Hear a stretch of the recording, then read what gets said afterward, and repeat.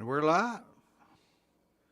I didn't see any pre-live messages from Clint or anybody. I hope old Clint's here with us.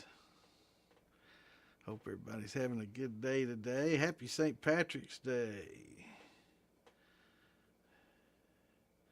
I got green on somewhere. I think there's a green leaf on my Fruit of the Loom undies or something.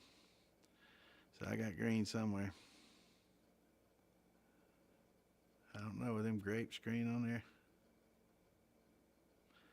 I don't know. All right, let's get these links shared. You all know the drill. Hope everybody's doing well. Prayers going out to Mark, old Shadow. Hopefully he's doing well today.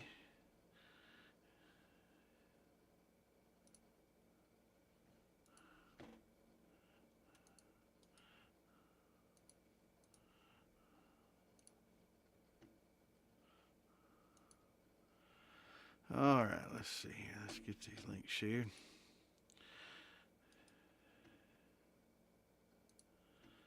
Dang on, I keep telling myself I'm going to do stuff, and I don't do it till I get on here and think about it, because I'm not thinking about it unless I'm doing it.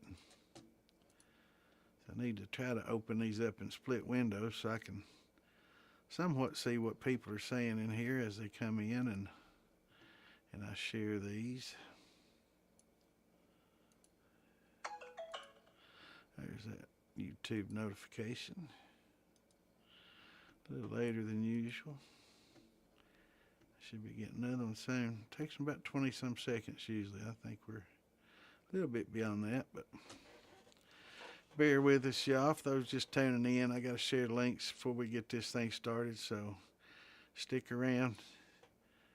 We'll be with everybody in just a minute or two shakes of a dog's tail or whatever they say.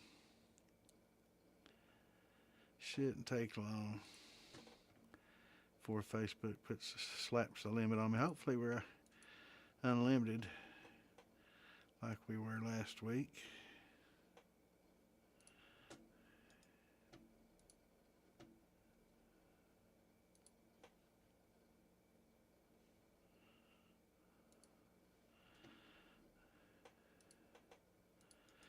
I see Ellen Bishop got him a big new 86 gallons still. Look pretty nice. I'm not sure what he's going to, if he's going to dedicate something specific to that still, or it's just going to be another still in the collection, but it looked pretty nice.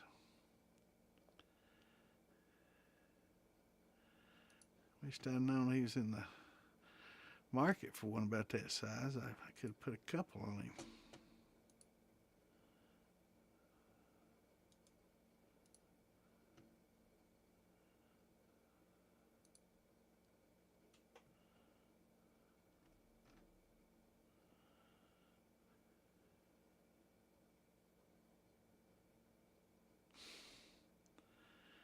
Some people, I don't understand some people's tea.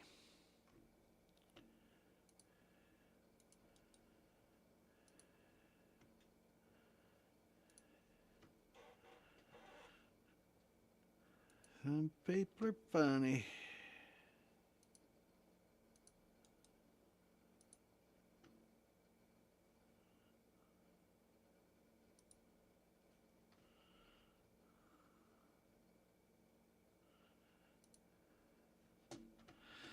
Yeah, we're about halfway through. It shouldn't take but another minute. I hate this dead air moment, man. It's about the only time. It's usually about the only time you hear me quiet or somewhat reasonably quiet. This might be some of your favorite part of the damn podcast.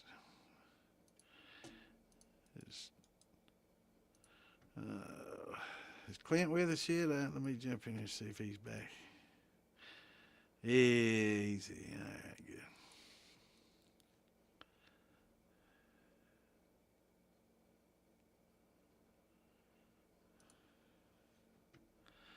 Oh, hell, they done put the limiter back up. That wasn't even shit. I didn't get half of them. Lord have mercy. I wish they'd get more consistency. What the hell, man? Let's see. That's ridiculous. Figure shit out, Facebook. Do better. God bless, man. That's fewer than usual, than ever. What's going on, Thumper Keg?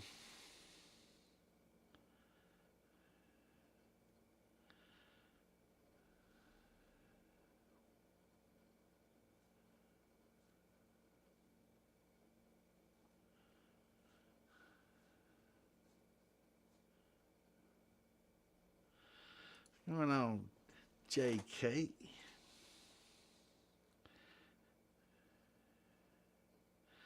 JKO Dirt and Land Clearing.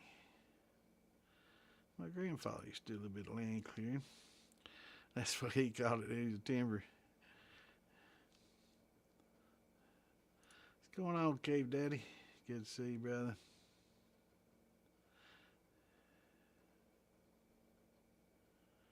Uh-oh.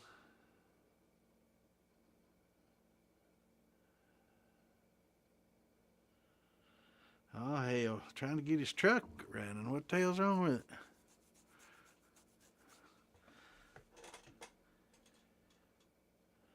I hope you get it running.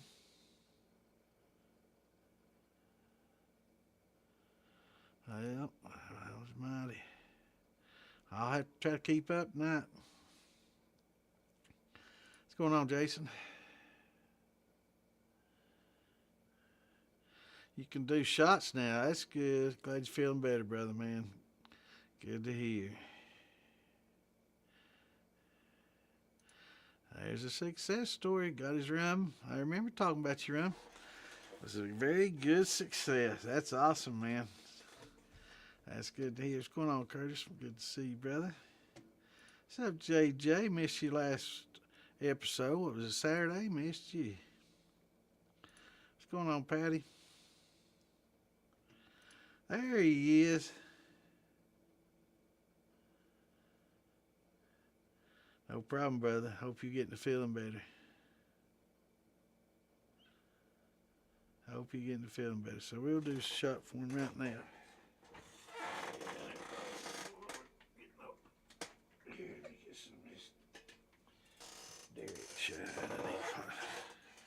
Take a sip.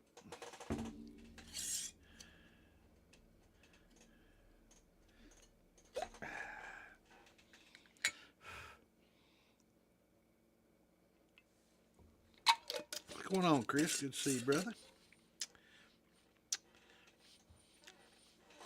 Man, that stuff's getting as bad as it says there.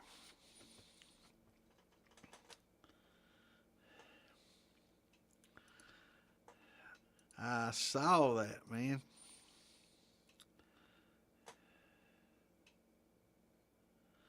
What's going on, Hillbilly? Good to see you, brother.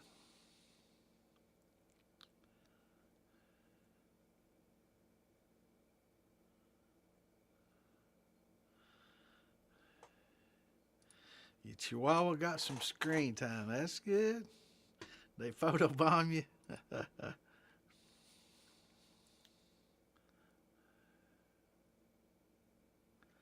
That's what you want to do, man. Start a batch with the last, with what's left over. Make that rum dunder, man. Just keep it going.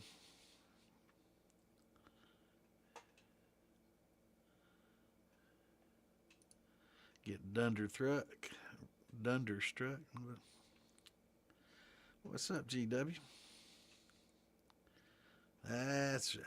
Tuesday night. Yeah, old Shadow's not been doing well. He was at the hospital. I'm not sure if he's still there or not, but good to see him on here, man.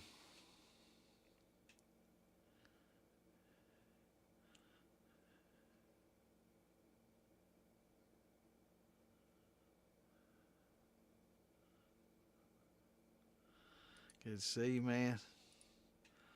Yeah, we do Tuesdays and Saturdays now. We used to do Wednesday, Saturday. We do Tuesday, Saturday now. There was another podcast that wanted to do Wednesday and post in the militia page, so we weren't really tied to having, Wednesday, and we want to be kind of accommodating, give people an opportunity to post this, so we moved it to Tuesday. It wasn't no big deal. Everybody come and ask their questions on Tuesday, just the same as Wednesday, I reckon.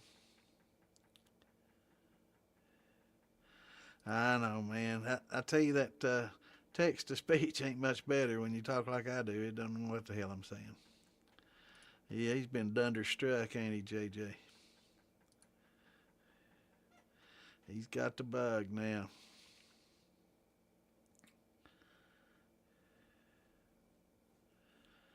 That's awesome. Yeah, rum's a good thing. I like rum. Pineapple rum is one of my good ones, and banana rum did a real good banana rum. That's what I turned into my root beer. It was a very interesting rum flavor, dark, flavorful, grungy. Made an excellent base for the root beer. They work well together.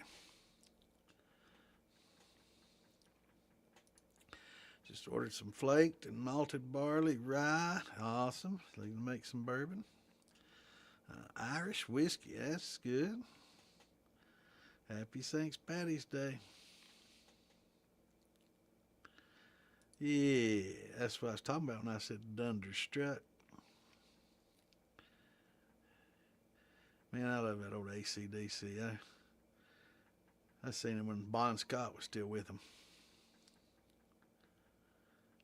76 or something. Yeah, it's a while back. A few years ago.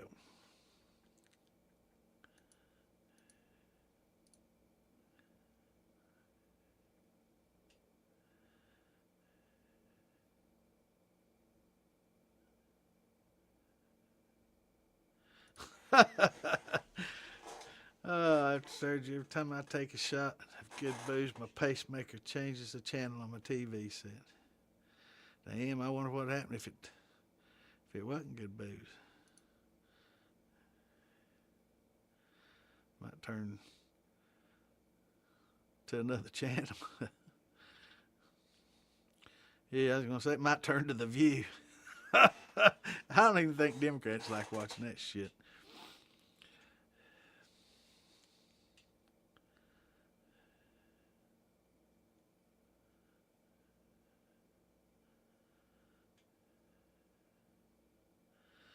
That's good. 60 proof coin.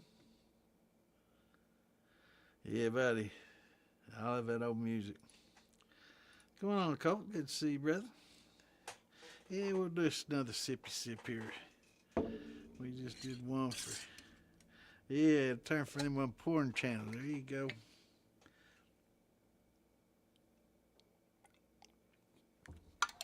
Just did one for Shadow since he wasn't able to be here, call the shots. So he likes calling the shots.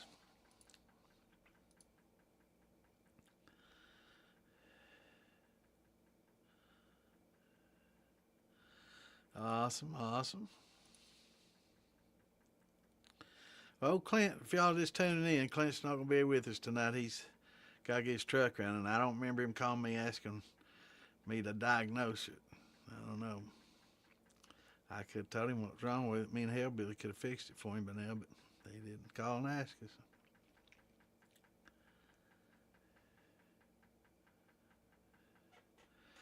Oh.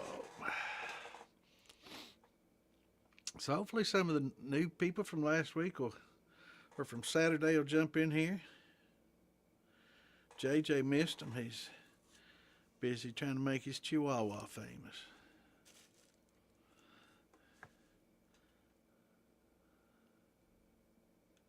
What's going on, Evan? Good to see you, brother. This is Derek's 3 grain. Good stuff. Good stuff. I accidentally, instead of getting Joe's, I was supposed to get a jar of Derek and a jar of Joe's, and instead of picking up Joe's, I guess I got a jar of the 50-50 that was half of Derek's and half of Joe's that they put into the barrel. They both split, I guess, and filled the barrel with half and half each. And man, that's going to be a good barrel to have a sip from, that's for sure. But I got the 50-50 jar, and looks like Derek's, and I didn't get Joe's. So the one I thought was Joe's was actually 50-50, and it's still awesome. Both of them are awesome. You know, I sat and had them both that night. A little bit of difference in the two. I think Joe's was like a 6 grain, and Derek's was a 3 grain. But yeah, both excellent, excellent grain liquor.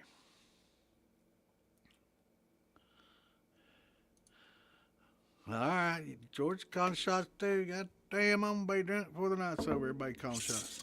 I'm gonna have to start sipping. Damn, you can tell the dent in that jar already. I was thirsty when I started. Don't forget this Tuesday now, right? This ain't Saturday night. Yeah, that stuff's getting better as it sits there in the jar and ages. I imagine in that barrel after a year or so, it's going to be pretty damn good. Good stuff, man. Both of them make good shit. I know, I ain't been here 5-10 minutes to get me smashed. I can't believe that I only got like 8 shares. Crazy. So remind me, JJ. 9:15. I got to share more. They might cut me off twice. I don't even know if I got half shared. That's crazy, man. Usually I get a lot more shared than that. Saturday I shared the hell out of every one of them. Now they cut me back again. I don't know what the hell's wrong with them. Don't know what the hell's wrong with them.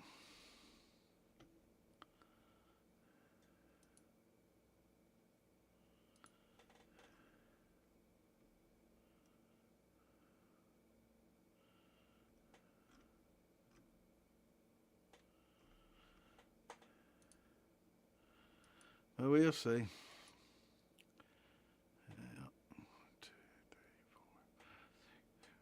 3, 4. Yeah, I don't think shit, that's crazy. Oh well. Hey, got a question. All right, question. When I make bourbon, I'm hopefully doing all grain. Is it a good practice to use the high temp enzyme with the barley, or does barley usually get all the starches converted by itself? I would use both, and don't use them together. The high temp will go in at 185 degrees, which is way too high of a temp to add your barley. You'll want to add that at about 155, 150. Let me show you the chart here. You'll denature the enzymes inside that barley if you go strike it at 185. Man, this computer, I swear to God, it's slower than my old one. It's supposed to be fast as hell. I'll have to work on it. It's got a little lag to it I don't like.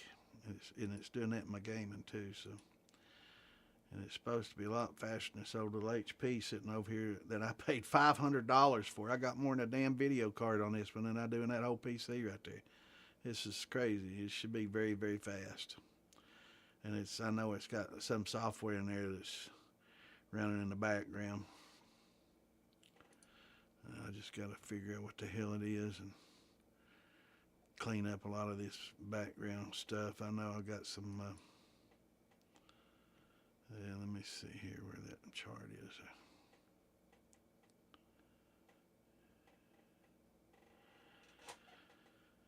Oh, let's see. Lord have mercy.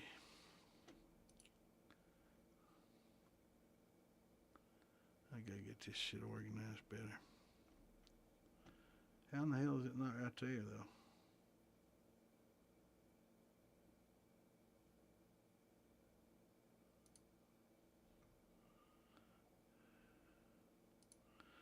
I've shown this chart 100 times. There we go. Good God. All right, so let me take this off and take this out. So you'll see on this chart, and it's a good chart to jump into the group files and grab. But your barley malt looks like about 145 to 155-ish, a little under 155. So right around 150, 55 is where you want to add your barley malt. And you want to keep it above 145 for about 30-40 minutes. That'll activate your enzymes inside that. Now, that was about the same temp that we used to have the powdered amylase. And that's because I think they might have been sourced from something similar, but this new high temp is sourced from a bacteria, actually. So it's a bacillus that it's derived from, but not lacto. It's different bacteria. But yeah, it's yeah, barley malt. You'll add that at that temperature. So after you cook your corn at 195, 200 or whatever for 90 minutes, keep it above 185. And then once it starts cooling down a little bit, add your high temp amylase at 185. Let that sit and stir it in good, and you'll notice immediately that it'll start thinning out. And actually, I do GW. I've got I think a corn, and then I've got a grain.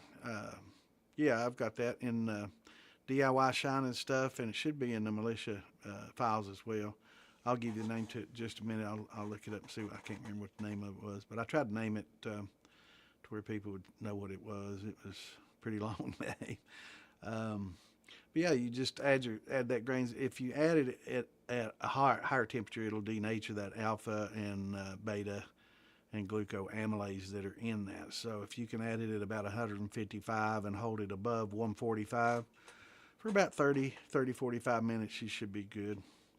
But yeah, they both form the same function, so you can actually use a little bit less if it's a malted barley. Yeah, you can use a little bit less high temp. And let me move that out of the way, get the chat back up there for everybody to see. Or you can just use the barley itself if you have like a 6-row or going about 20%, or a 2-row at about 25 to 30%, but if you depend on the amylase out of the enzyme, or the enzyme out of the grain itself, it's you need to add a certain percentage of that grain. You got to check your diastatic power and see if you have enough diastatic power to do all the conversions. And generally speaking, a good 6-row will do you need about 20% of your grain weight in that. And if it's a 2-row, you're going to need about 25 to 30 because it's a little lower diastatic power. So, but if you have high temp amylase, I highly suggest you just go ahead and use some. You don't have to use as much as called for. I would, especially the high temp alpha. I'd definitely go ahead and use what it would normally call for. That ensures a good debranching, and then after that, you add your barley malt and all that, and then once it cools down, you can I'd also add some glucose. Once it gets down to whatever temp your glucose goes in at. Now, it's going to vary depending on how it was sourced, what it's made from. And some of the glucose actually is blended that you get. Sometimes it's blended with a beta glucanase. And they, generally have you adding that like at 130 or 40. And then sometimes it's just a pure glucose that you'll add around close to 100. So read your labels, make sure you follow those because they test that, and it's going to vary based on how they source it, where they source it from. All right, let me find instructions. Your family is from the Appalachian Mountains, Hatfield, McCoy territory. I wish I'd get my hands on some of my ancestors' recipe. Well, actually, you're talking to a McCoy. My grandmother was a McCoy direct descendant. So, yeah. I'm part of the McCoy clan. Let me find that. Let's see here. DIY Shine and Steel Building. Files. Simple steps for beginners mashing corn using steep method. So that's how to steep it. And I didn't do the multigrain. But you do the multigrain the same way, but instead of just steeping the corn when you get it down to, 150, 55, then you'd add your barley and other, grains based on that chart, and then you follow up with a glucose when it gets down to whatever your glucose calls for. Mine's 100, but some of them are 120, some 140. I don't know if the 140 is more of a beta glucanase and the 100 is more of a glucanase, and the 120 is one that combines the two. I don't know, but maybe it's just where they source it. I'm not sure about that. I do need to find out about that at some point in time, though. But yeah, there's There's following those simple steps for beginners mashing corn using the steep method. And like we talked about last week in here, if you have a pot big enough to double boil, you don't have to steep. You can add that double boiler and put your other pot inside the other one, and double boil and do it that way, and it won't scorch, and it's a lot easier to keep that temp up. That way you don't have to keep adding a little bit of hot, water to it to keep it, up there. You can just double boil it for that term. So, yeah, that works. So your family, yeah, they from Eastern Kentucky or the Virginia side?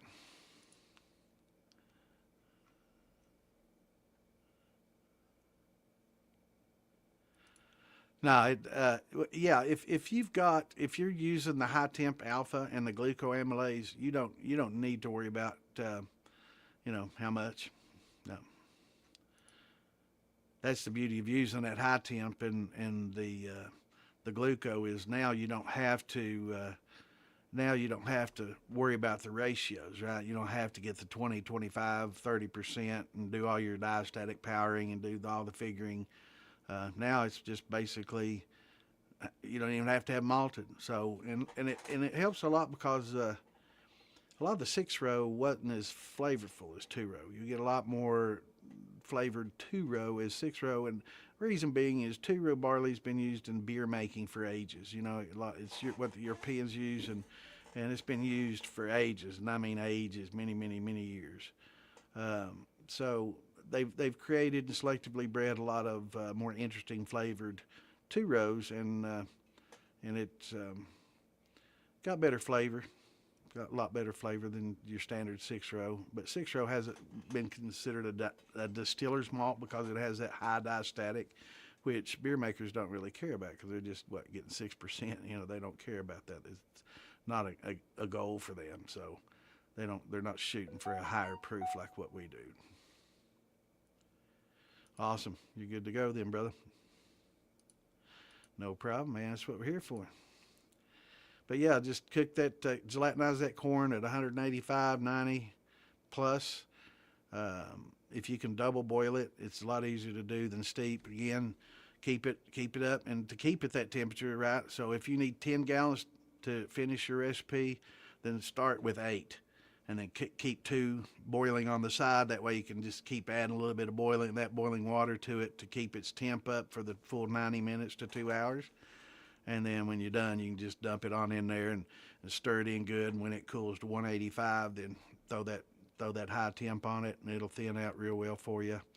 And then just let her sit and cool. Some people like to use a chiller because it takes a while for the corn to cool from 185 down to 155. At 30 degrees takes forever, man. You sit there, man, it's just like forever. Just you'll Facebook for a few hours or just go find something else to do. But some people will drop a chiller in there. They'll drop basically what I'm going to come up with one of these days. I've already come up with it. I need to actually put it in use. So I'm sure somebody is going to beat me to it. I talk about it often enough. But a worm, you can use your worm as a chiller and cool it off pretty quickly that way. And then you can get it down to 150 a lot quicker. So you don't have to wait forever and a day for it to cool.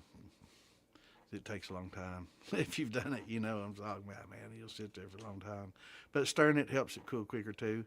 And if you do, like I talk about, if you use the 8 gallons instead of 10, if that's what your recipe calls for, then that last whatever's left over after after it's gelatinized and you got a gallon left over.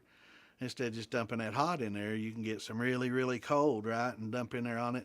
That way you're not diluting everything down because you're still at 10 gallons, but that last gallon or half gallon or whatever can be real cold, and that'll just help it get started to cooling for you and speed things up a little bit. But I reckon if you've got jugs of ice, you could throw it in there and just, as long as they're sealed, it's not going to leak water or dilute anything. You could cool it off quicker that way as well.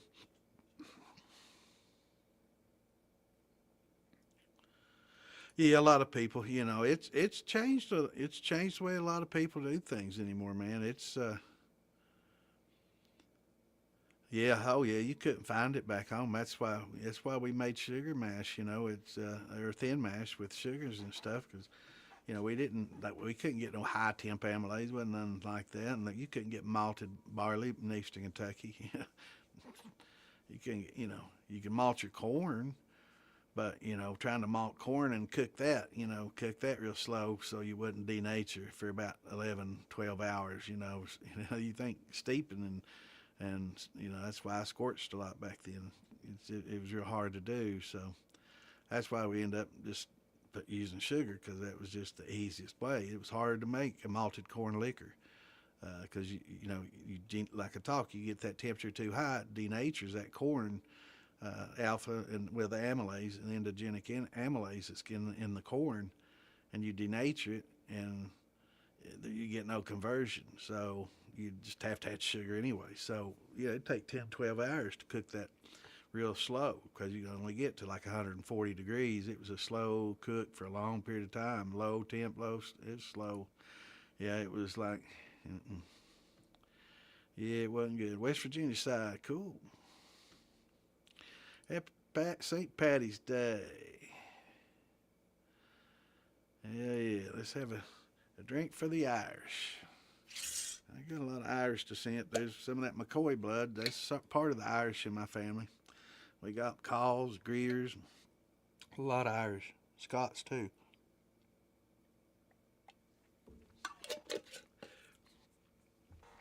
Yeah, I've been talking about, it's wort chiller. Beer makers use it. Yeah, beer makers use it. Yeah, I wouldn't buy bags of ice. If you can freeze, 2 liter jugs of milk jugs or 2 liter jugs of pop, and just freeze those, put water in them and freeze them. That's great. But as far as it gets expensive buying ice, and it leaks out. It'd leak out on the Tug River. Yeah, yeah, yeah. I grew up on the banks of the Big Sandy, Levisa Fork. But yeah, just 2 liter jugs or milk jugs with ice in it. That helps a lot. GW, it'll cool her down a lot quicker. But yeah, making a worm, making a chiller like a worm basically, but making it dual purpose where it could be a chiller or a worm. Yeah, that works real well. Because it takes a long time to cool. Yeah, that works real well. Definitely does. And it works well in keeping it in your reservoir for your uh, condenser as well. So.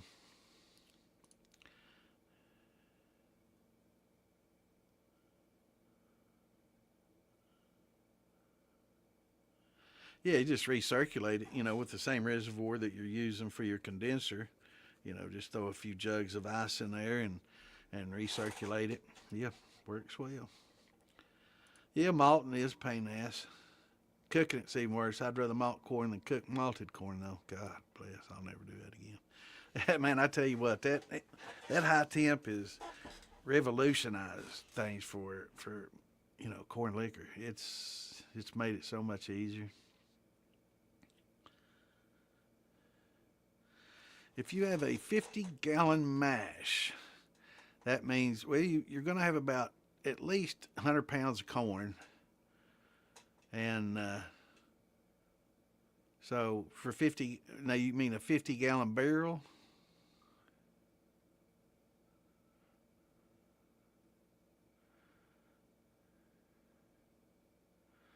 So if you have a 50-gallon barrel, you're probably going to want to do about a 30-gallon mash and 60 pounds. I'd recommend just doing about 20, 25 gallons of water in a 50-pound bag. So that'll give you about two and 2.5, somewhere in between the two, gallons of water per pound, or 2 pounds of grain per gallon of water.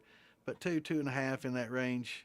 2.25 works really good if you can measure that off pretty precisely. Works pretty well. But yeah, just 2 pounds of grain for every gallon of water, or a little more grain. If it's all corn, maybe 2.25. If you're getting a lot of barleys and wheats and other things that you're going to mix in there with it, then 2 works pretty well because it can get kind of gummy with those glucans we talk about. All right, GW, Good seeing you, brother. Yeah, I'm glad you caught us too, man. We'll see Saturday. So it's a 60-gallon barrel. Then I'd probably, I'd probably do 100 pounds of corn and 40 gallons of water.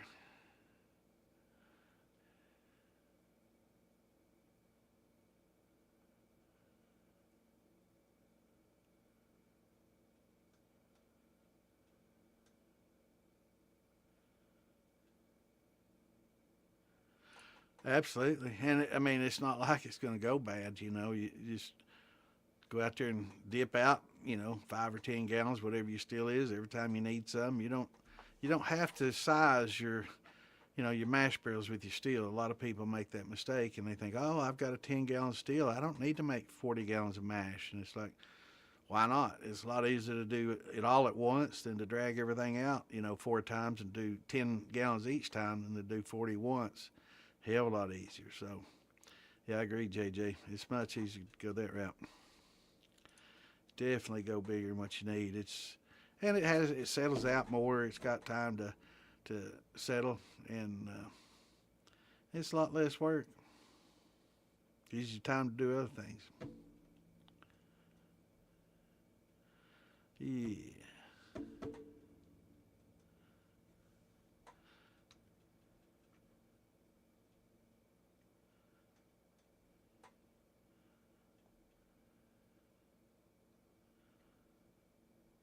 So I hope old Clint gets his truck running. I wonder what the hell's wrong with it.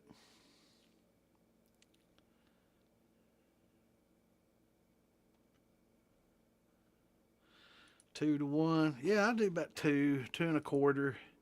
Back in the days when I used to do three, 2.5 to three. Back in the days when I used that powdered alpha, it it didn't convert real well, so I'd have to use more grains and settle for less conversion just to get the sugars up. That powder was pretty finicky stuff, man. It was you had to keep it right between 100, 150, 155, and it was pretty hard to work with. I didn't get near the percentage of conversion I do now. Much better with that high temp stuff for sure. Like it. Can't remember the bacteria it's sourced from.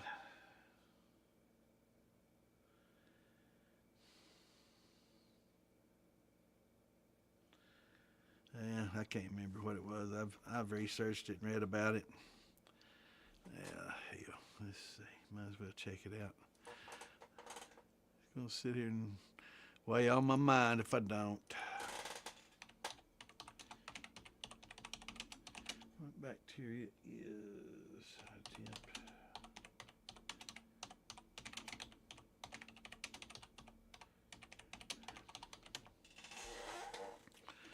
What bacteria? Bacillus licheniformis. Yeah, licheniformis. I can't believe it. I can't remember that. Licheniformis. Yeah, Bacillus licheniformis. Most common industrial stores. But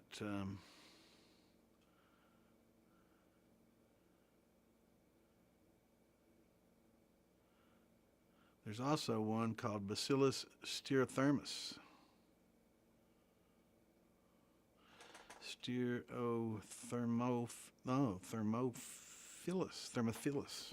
Thermophilus. That's what it's. Styrothermophilus. Yeah, some of these Latin words will get you. And Bacillus amylolichenifaciens. Well, that's a lot like a licheniformis. But yeah, Bacillus licheniformis. I don't know. I can't remember that. I never can. But it used to be sourced naturally. I think a lot of it used to come from like the powder. I think they got the powder from sweet potatoes and other natural sources. And not that this isn't natural. I mean, it's just coming from a bacteria. And people are like, oh, bacteria. Well, it's the same thing as your lactobacillus that everybody likes. Or unless you're in the wine.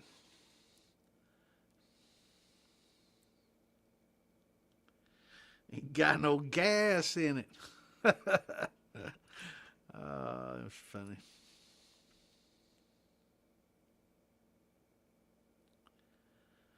There you go. He's got the whole family down there, man. Yeah, my cat, man. It's a one cat house, and she prefers it that way, man. She can't get along with any other animal. We've had her a long time. She's like 14, and I remember when my ex and my daughter went and got her, brought her home. She wasn't real happy to be around other animals then, and she kind of got used to them, but she was never happy around them, and she let them all know that she didn't like being around them. And then when my ex and I split up, they took her, and she wasn't happy then either, and they brought her back as a result, and she's been pretty content. Uh, yeah, my old outside cat I talked about, old Tomboy. I don't think he's with us anymore. He hadn't been around. He was on his last leg. I'm surprised he made it through the winter. And last time I seen him was probably about 3 or 4 weeks ago. I see that one of his babies still hanging around, but he ain't no longer with us. I don't think. I'd be surprised to see him walk up. It wouldn't shock me though. He's been gone a long time before. He is a tomcat, but he wasn't doing well. He's on his last legs, and he was very sickly, and he was a wild feral cat, and I could pet him, and his baby, she's still scared to death, but she would come up there when he was there, but without him being there, she won't trust me. But as long as he was there, I could pet her, and she acted like it was him that was loving on her instead of me, and she'd all wool up against him and stuff, and then yeah, after he left, she comes up and we feed her and stuff, but she won't. I'll get her to come to me soon enough, but she's skittish. But there ain't no way I could taking him to the vet. I couldn't pick him up without him going crazy. He wasn't tame. He was just would let me pet it as long as I was feeding it. But I don't think he's with us anymore. But he was old. I remember before, it took me about 7 years to get him to come to me, I fed him for a long time. I see him out there, man. I don't know what got him one time, but man, I remember one time he had his whole side was just bloodied and looked like something tore into his side, and it was just blood. He's about to see his innards, and I knew then he's going to die, and that's probably 5 years ago. And some bitch tough, man. He was a tough one. But he finally softened up and started coming up, and then after that he loved all of me. He loved me, but still couldn't pick him up. I couldn't put him in a carrier and take him to a vet. He'd gone ape shit, and he'd gone crazy. Yeah, I'd try to pick him up, and no. He'd let me pet on him, and he'd love and purr and let me rub his belly and stuff. He trusted me, but yeah, he wouldn't. Ain't no putting him in a cat carrier to take him to the vet. He'd gone crazy in that vet's office too. But yeah, Ellie Mae, the cat we got now, she don't put up with no other animals. There's a little baby comes up and outside, and she'll be hissing at her at the door, through the door. We won't let her out. I think Ellie's probably 13, 14. She's getting old too. But she's pretty spry for her age. So what happened to the beginners from Saturday? Hopefully they'll jump on here and bring some questions. If not, we'll just sit here and drink, talk about whatever. Oh, did y'all hear about the meteorite blew up over Ohio? Let me see if I can find the news on that.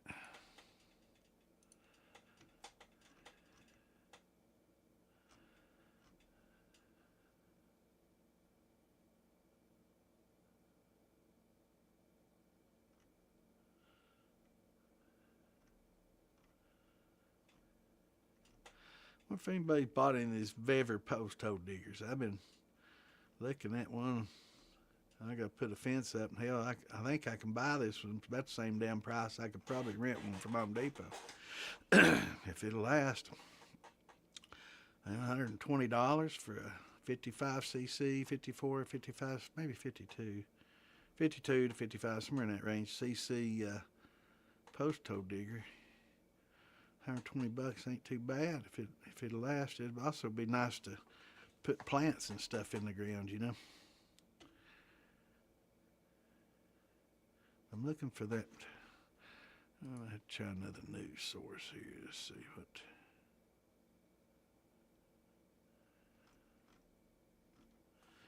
And maybe we just have to search it.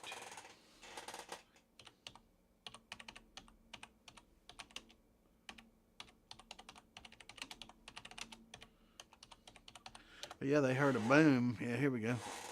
Meteor caused flash and loud boom across northeast Ohio. A lot of people heard it in as far away as Pennsylvania. I will say, if you can find pieces of that, if you like head hunting and stuff like that, Mile High's been around a long time. Pretty pricey. I seen somebody showed me a steel they had for sale. It was a stainless 7-gallon. They went armed with 8-gallon, maybe $700 for a stainless. No, I don't think so. I mean, I know they're heavy duty, and all that, but $700 for an 8-gallon steel? I'd get me a copper one. You don't need them that heavy duty, man. These things thick, heavy as lead, and why? 3 to 5 PSI? It's nothing. Yeah, I wouldn't. And I've seen, I know they sell grains and stuff too, don't they? They've been around a long time. But yeah, somebody's asking me about a steel they have for sale. It's an 8-gallon for $700. Maybe that's what it was. Maybe that was part of their sale. Oh yeah, if you can find some of those meteorites, what I was gonna say, if you're an old headhunter and stuff, you can go up there and know what you're looking for and find some of those meteorites, man. They can get a lot big money. I'm talking about if you find big pieces, we're talking tens of thousands, if not hundreds of thousands of dollars, depending on the type of meteorite it is.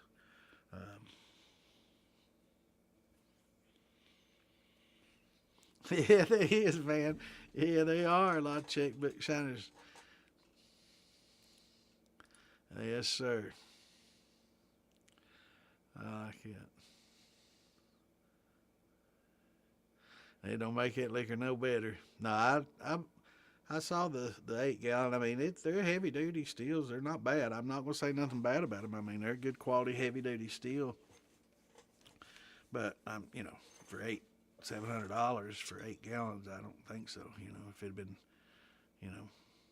20, 30 gallons, stainless for that, yeah, maybe. But nah, there's too many alternatives out there these days, and you can get you a decent copper one for cheaper than that for 8-gallon, 10-gallon copper steel for, 1,000 or so.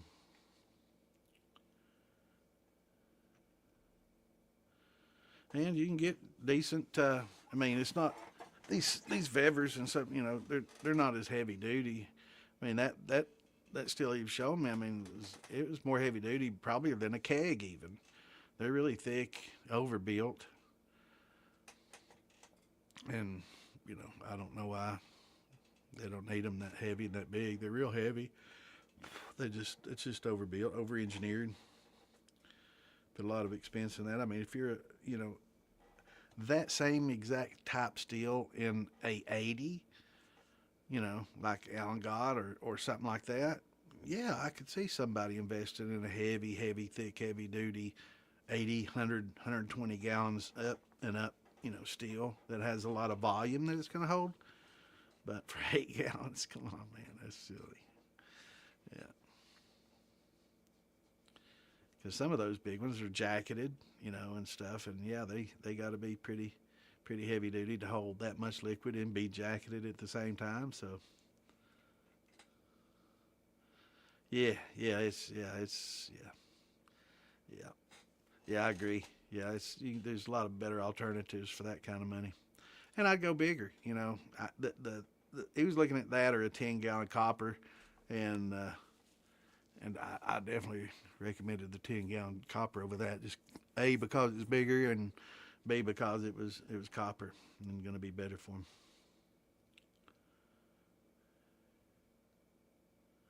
Yeah, yeah, and if you're opening up a commercial distillery and you're going to be doing tours, and people are going to come in and look at your equipment and stuff. Yeah, you want to throw a little copper pouring at them, or some nice big huge, impressive Vindums and all. Sure, those Vindums are nice. Some of the nicest, but if you're just that's more for show. Well, I don't know. Vindums are pretty damn good. They're good for production and stuff too, and they make some of the best stuff out there. But if you're going to be doing tours and stuff, it's nice to have something shiny and beautiful to show them. But that doesn't make the liquor any better.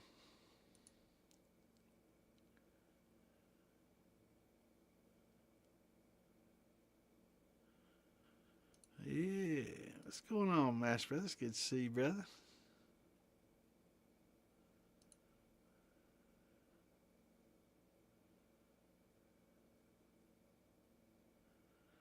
Two 5-gallon King Sunshine Stainless. Yeah, 5 is small. I wouldn't go less than 10. 10 is about the smallest I think anybody should go. 20's twice as good. But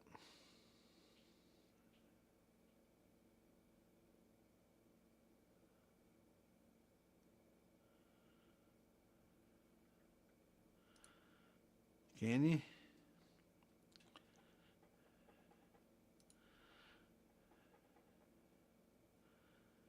And now, is that Stephen Stills or his son or son-in-law or whoever?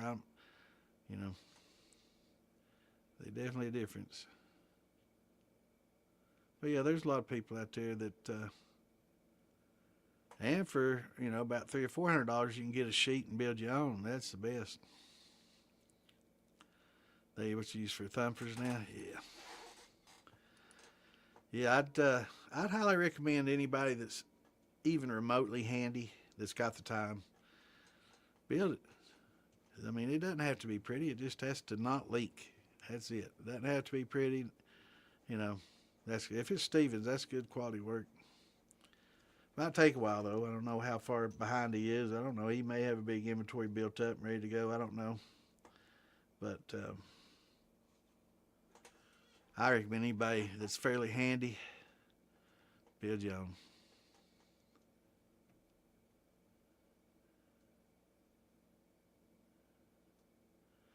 It's be very rewarding. Give you some bragging rights when people say it. Wow, that's a nice big steel. I built it myself. Wow, really? There's a lot of pride.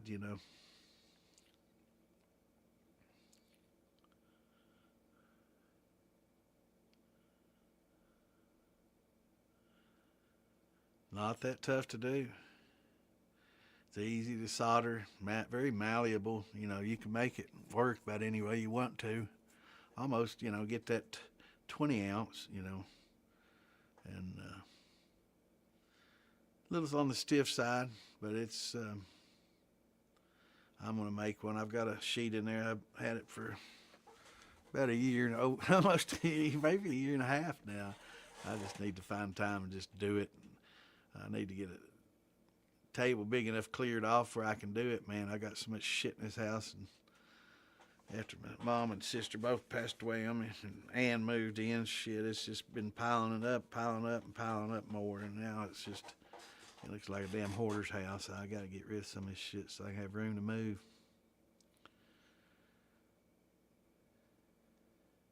Yeah, I'm gonna build probably maybe a 30 or 40.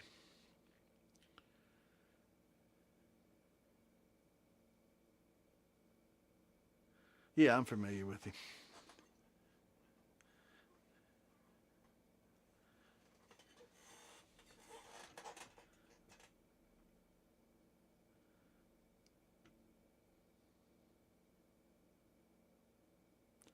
Yeah, back in the day, he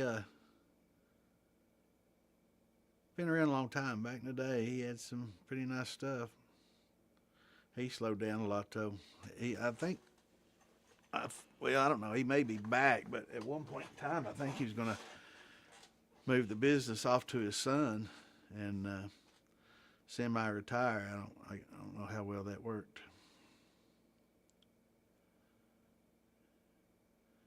But neither of them are a part of the community, so I don't really know, what kind of turn time, uh,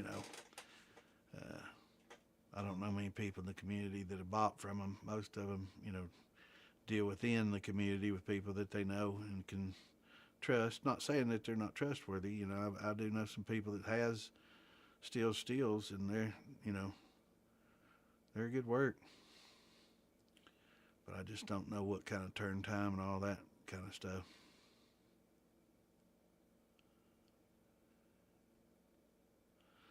The keg is a good start, man. 15 gallon, that can do you for a long time. I used to keg for a long time, and put about 12, 13 gallons in, 12 gallons, so you don't have to worry about it puking and get pretty decent production out of 12. Of course, do you 40 gallon, like in your big mash barrel, and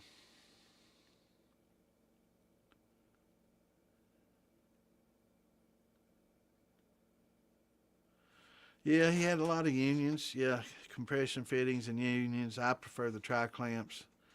The thing about the unions, they work, but every time you tie them in, that they're not really used to be taken off and put back on a bunch of times, right? They're kind of, because each time they do, that ball, it kind of bites into the metal there, the brass, and creates a little seal. And if you look at them, you can see a lot of different little circular impressions where it's done that. And after you do it, you reuse them so many times, they kind of start dripping a little bit, leaking a little bit on you. Not real bad, but they'll start leaking. And then you have to kind of sand them, polish them off, and then they'll work a little bit longer. And eventually you just have to replace them. But tri-clamps is definitely the way to go, Definitely the way to go. And a lot of people don't use tri-clamps because they're a little bit more expensive. They're too damn cheap to use them, but they're better. And they're good up to 300 psi, I guess those unions are up. They can handle pressure too. Yeah, I think I'm going to do a 30 or 40, somewhere around that range, be good size. That way you just have to run once and not have to run as often. The smaller steel you got, you just seem like you're running more often. And it's harder and harder to fill a barrel. I like 15-gallon barrels, and it takes quite a while, if you're running 10 gallons, 12, 15 gallons of mash at a time to fill a 15. That's a lot of runs. About 7 or 8, 7 runs to get there, depending on, which size you're using. But yeah, it's and to keep them all in glass. I don't like putting mine in buckets or plastic or anything. I like keeping them all in glass. Yeah, they've got all kinds. They've made all copper ferrules for a while now, and they fit them. It's great for people that can't braze or solder or weld a stainless to copper, because it requires a special, doesn't require it, but it's a lot easier with the special fluxes, and it's a little bit more tricky to solder together. So a lot of people like to have that copper ferrule on the copper side.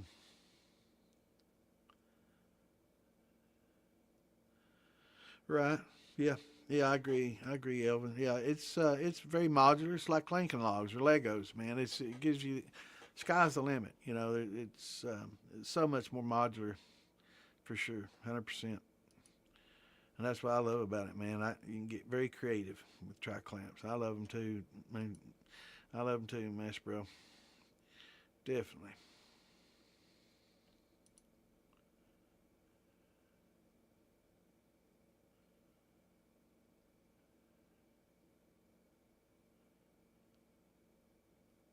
No, there ain't nothing wrong with that. It's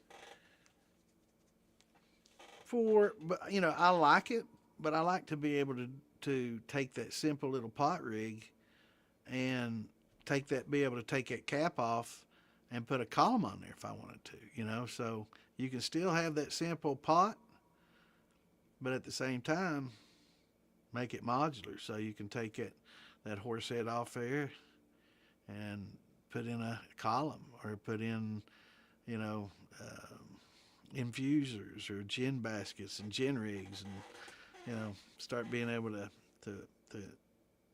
do a lot of different things with it. So having that modularity doesn't necessarily take away from the simplicity, because you can have the same little pot with cape, and instead of tape, instead of having to you know putty it in, you got a fitting there now, a ferrule and a fitting, 6-8 inch fitting, tri-clamp fitting there, so you don't have to paste it in with rye flour or whatever you want to use.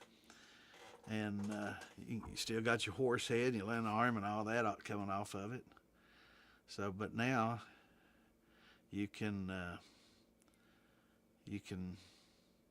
make it modular. Yeah, I've Copper Moon's kind of seen them recently.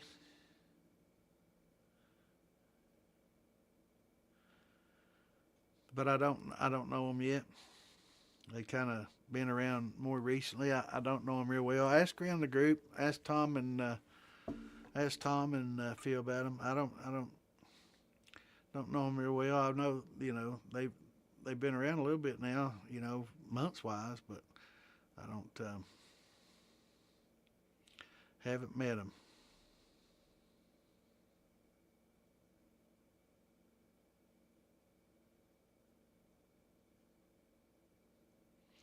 But if you're looking to buy one, I'd shop around.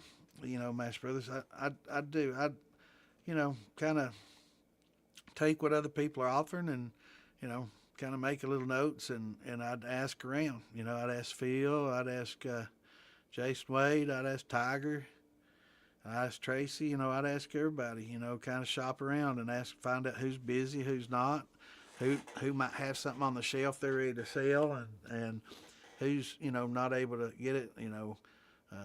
Sean and them, Appalachian. I mean, there's just so many. I hate naming them because I know I'd forget somebody. Wayne. There's just so many. But I just start, just send each of them a message. How much you sell, a 10, 20 gallon copper, set up for, and I'd just get the steel part. Spending a bunch of money on a copper thumper and a copper flake and worm and all that.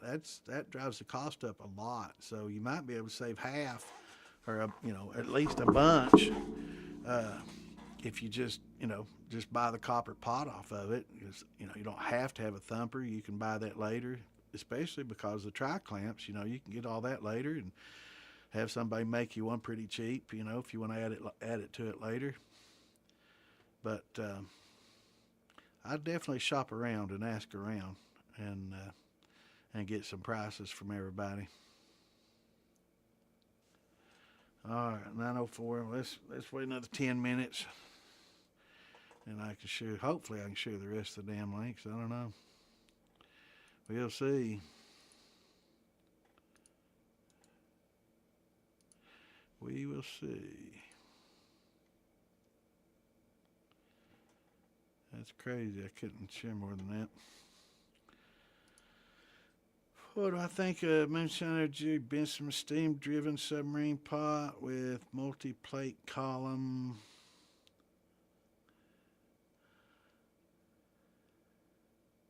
I've not seen it. I haven't been able to watch the show for a while now. I don't have Discovery anymore. I watched that mostly when I was taking care of my mom, and I was over there at her place taking care of her, and I'd watch that show over there, and but I don't have Discovery over here, and I haven't seen. I did see something about them walking around looking for the steel and stuff, but I've not seen it. I'd like to see it, and I'd say that He's probably seen that design from somebody on the internet, kind of like my bypass that he acted like he invented. Uh, yeah, but yeah, I'd say he's probably seen that. Probably saw Wayne or somebody doing something like that. Probably did see Wayne's, in fact, uh, and kind of imitated it. He did that with my bypass. That was kind of funny.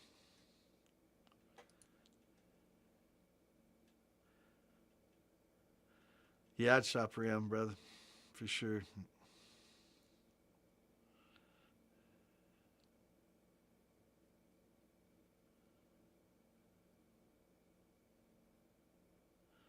Yeah, I haven't either. You know, they're kind of new. Yeah, North Georgia. Say, I know if I forget somebody. Yeah, there's a lot of good steel builders in the community that's been around and reliable. You know, if they're still in the community, they're pretty reliable.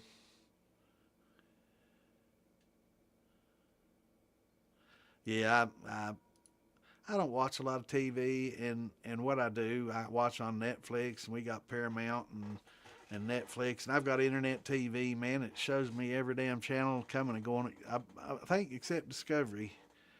Uh, and there is a channel I get that's got a lot of the old Discovery stuff on it. I can't remember the name of it. It's some new channel, but some can't remember what that was. But it shows some of the reruns from the gold digging shows. I used to like watching that. I was always a little treasure hunter when I was young. Loved hunting for arrowheads and antique bottles and stuff. I loved doing that, man, when I was young. Yeah, Copper Moon's been around a little bit, you know, but I haven't met him yet, and I haven't heard anything bad about him, you know. Um, I just don't know him yet. Hope to get to know him though. Good to see you, James.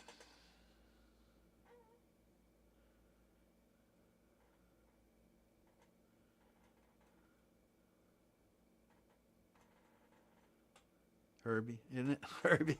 I was trying to think. My memory, not what it used to be. But yeah, definitely. I would definitely, and it just take a little bit of time, and they don't care, you know, if you send them a little message. I mean, it's what they do, so it would definitely be worth your time and trouble to just message them, you know, and find out, you know, how much would you charge for a 10 or a 20, just a standard copper or tri clamp, you know, and then how much to add a thumper. But as far as paying for that copper coil with the copper flake, that's a lot of. I mean, they look great together. You know, the copper steel, the copper thumper, and the copper flake, which is totally unnecessary, right? Because the distillate never comes into contact with it, but it's a three-piece set. You know, it's the traditional, you know, copper three-piece. It's like a three-piece suit. It's pretty and it's nice, and it does look good sitting up there together. That, you know, they do look good, damn good. And if you know got plenty of money, that's awesome. But as far as practicality and you know, that copper flake ain't gonna make you liquor taste a bit better. And you can save a little money on it. You know, just making your own worm out of a bucket and buying you a coil, copper coil, 5/8 or whatever, and making your own. They're easy to solder too. Yeah, yeah, exactly. There you go. Save quite a bit of money.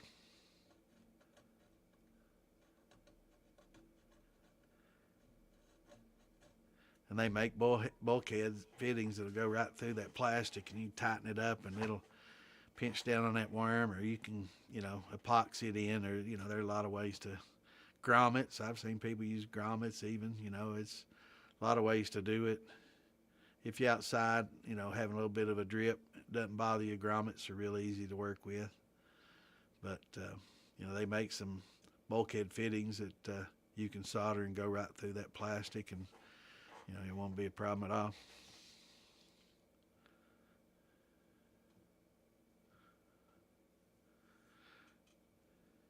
Yeah, I miss watching the show though. I really enjoy the show. I'm not knocking it, and I'm not knocking Jerry, or any of all that. It's a lot of fun, and he's done a lot of good for the people around there. And I know during Halloween, we took a lot of goods over there, and he warehoused a lot of it in his building there, and handed it out, and you know, so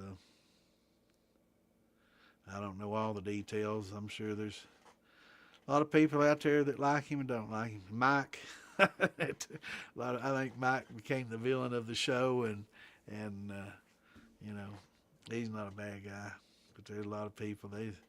There's some hate groups out there hating on old Mike.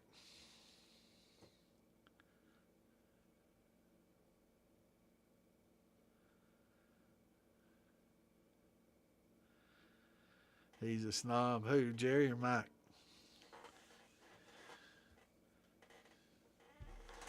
I don't know. Some people let a little bit of fame get to their heads, don't they? I don't know. I don't really. I don't know, man. Fame's never. I've met a lot of musicians. I've met a lot of actors and stuff in my days, and I've never been really starstruck by anybody. To me, they put their pants on like anybody else. They just have a little bit different job than what we do.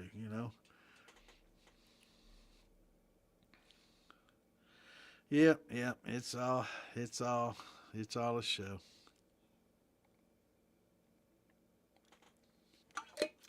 My, yeah, I know people in my cake club now.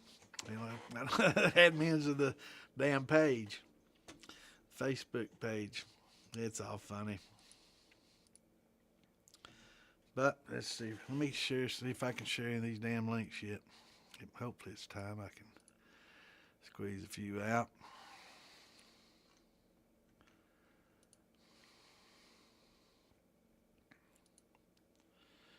Let's see what they're going to let me do here.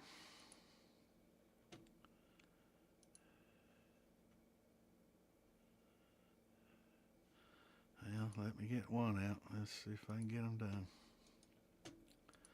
I think, too, it might be the speed that I do it.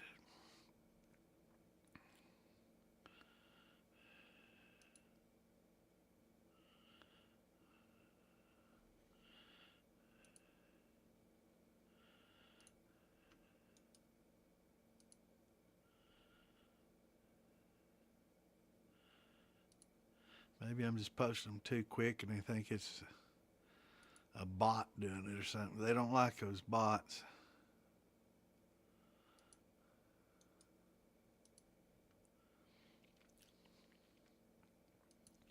So I'll go slow and try to get these done.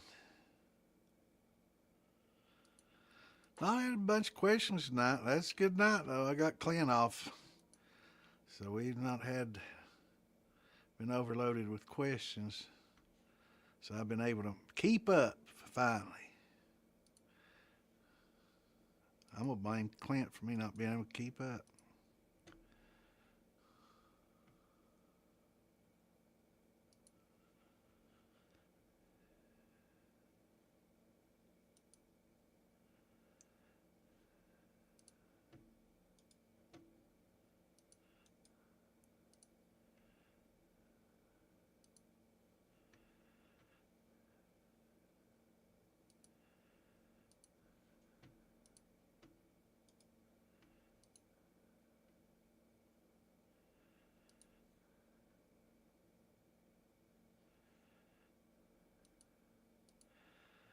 Yeah, I think they're going to let me share my office. This is the last one. Watch them deny that.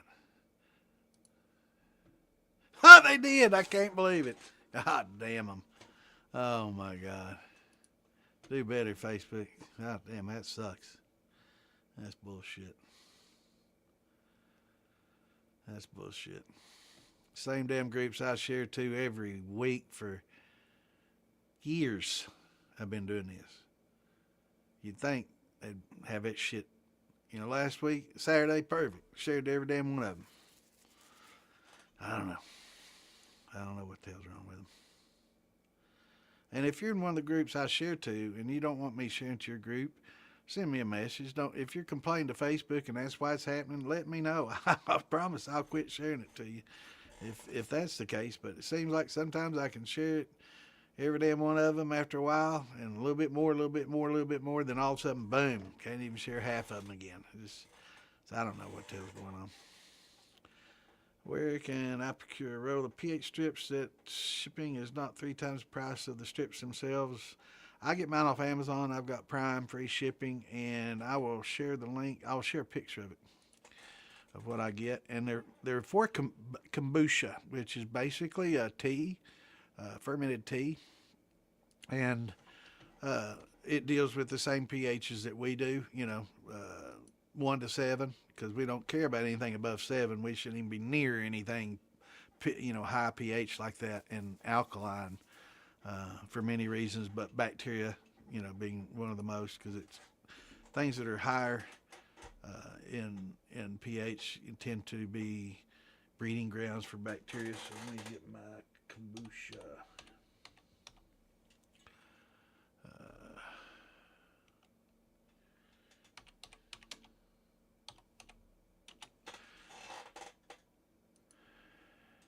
And I don't buy the strips. I get the roll. And I will find that. I didn't type strips. Damn it. pH test paper roll.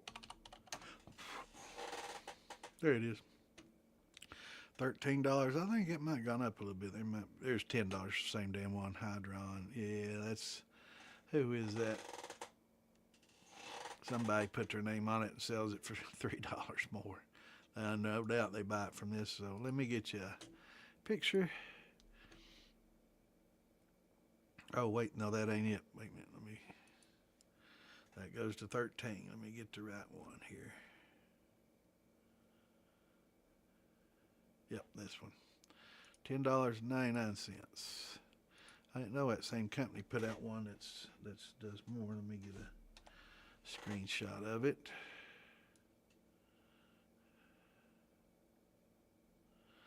And because it just goes from 0 to 6, it's easy to read the difference in these colors. It gets a little tricky between 3.5 and 4, between the lime green and darker green, but it's pretty easy to tell. And we don't have to be that exact in what we're doing.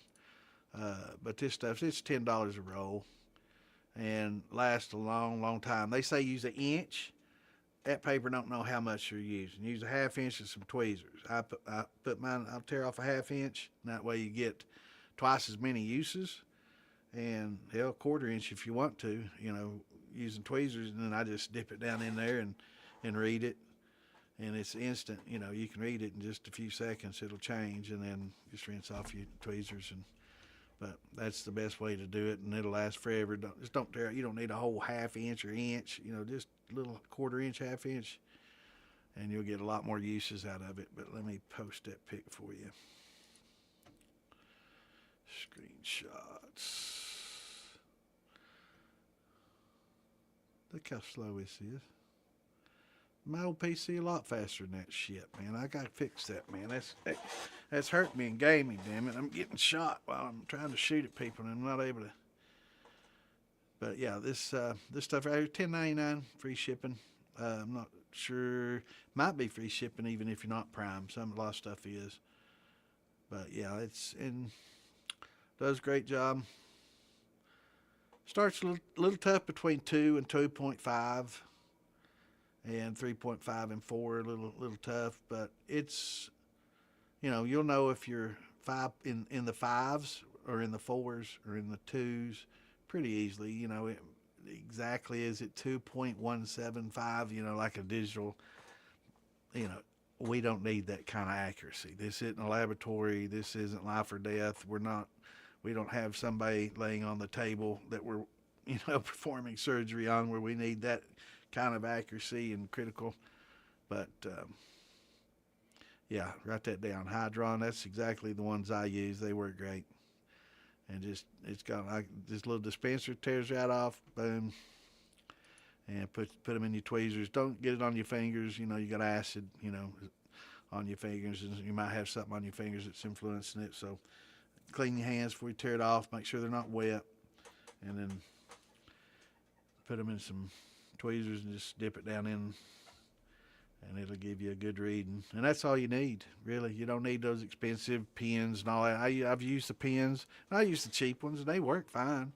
You know, they're usually $9 or $10 for the yellow ones with a little black top. I probably have half a dozen of those in there that don't work anymore. And you have to get all the distilled water and keep them clean and keep the heads clean and you know, and then get the solutions and adjust them and all that. Forget about it, man. I ain't fooling with those ever again. I mean, if you're doing, you know, hydro weed or something like that, then you might need that kind of accuracy. But, you know, for a mash, you know, we just need to know if it's getting into the 2s or 3s, you know, if it's getting into the 2s or 3s or 4s, exactly where it's at. Yeah, definitely the rolls work great. Yeah, definitely. The strips are nice, but they're expensive, and this roll will last a long time, man. It will. It'll last. I couldn't find it. I didn't lose it. I couldn't find it, and I had to buy another one. And sure as shit, by the time I got it in 2 days later, you know, I was digging around doing something else, and sure enough, the other one showed up. So I have 2 rolls of it, but it lasts forever. Keep it in a cool, dry, dark place, like a drawer in the basement or somewhere cool and dark and dry, and them some bitch will last forever. If you don't keep them out in the sun, well, they'll just naturally fade or something, and it might affect them. But yeah, cool, dry, dark place, and those things will last a long time. For sure. Awesome. That'll work.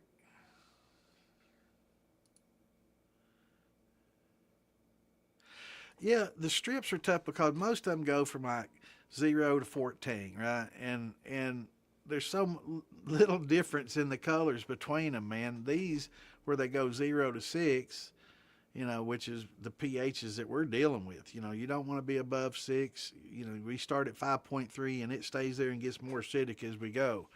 So, you know, yeah, they work great. They work great. Those exact ones, I've got 2 rolls of them, and they're just fine. You know, and you don't have to use tweezers. You can use your fingers, but I'm so tight, man. I'll cut off just a little 1/4 inch of that shit, and it'll last me a long time, man. I know some people, they'd pull half the fucking thing out. They'd have it, you know, waving around. They'd dip it in there and, you know, dangle it like a, you know, spaghetti noodle. But nah, I'm so damn tight, man. I'll get me a 1/4 inch, half inch or most, and test that with pinched in my tweezers. That's just me, man. I'm old school, tight as a drum, bro.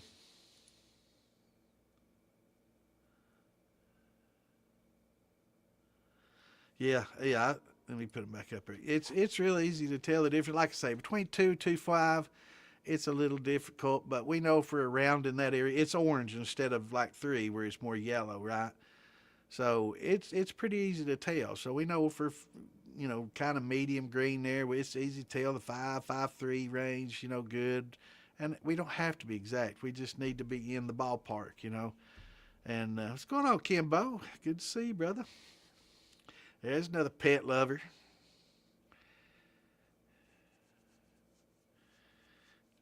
Old Kimbo, he's a savior, man. He's a pet police, man. That's right, bro. But yeah, it's easy to tell. You know, 5.3, you get about in between that lime green, that medium green there. Easy to tell. You start most you know, fermentations. You use those oyster shells. You know, will stay in between the 3 and 5, and that's, you know, perfect. They'll generally be 3.5 to 4.5, and that's where you want it. And it's easy to tell those 3 colors. Pretty easy. If it gets orange, you know you should use those oyster shells, and it's time to add a little pickling lime. But yeah, calcium hydroxide. But yeah, it's pretty easy to read them. A lot easier than the strips. You know, I've got pool, so we do the pool test strips, and yeah, I scratched my heads for years working on those. Those are tough, man. Those that go from 0 to 14, yeah, they're a lot tougher. It is. It's the 3 most important things, you know, pH, temperature, nutrients. Absolutely. Absolutely. It's everything. that and getting a good conversion to start with. And that's all temperatures, you know.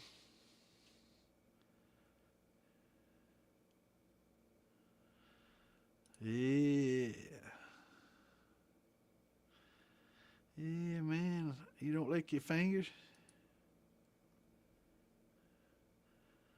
Oh, JJ's out of here early. It's Tuesday, though. Good seeing you, brother. Have a good one.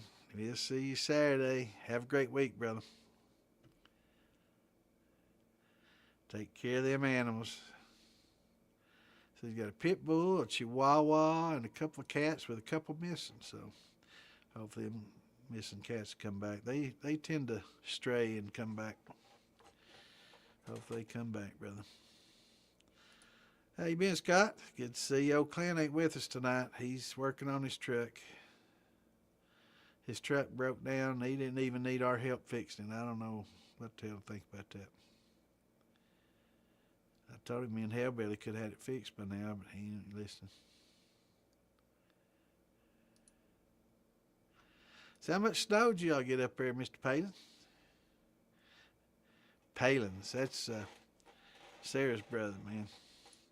He says Pollen, but I don't see it spelled Pollen. That's Sarah Palin, brother.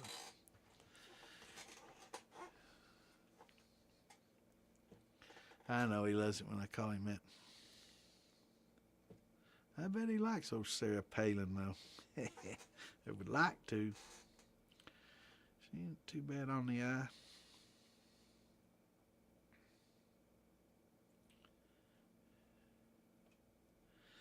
Gonna do an apple rye. That sounds good.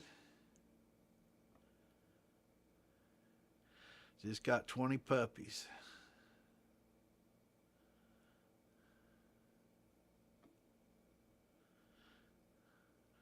Rehomed. I said that right. Rehorned. I'm like, damn, what kind of dog we talking about? Rehomed. Okay. Damn, I need bigger text here.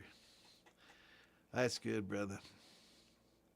Yo, Kimbo does animal rescue. More on the way, man. That's good, man.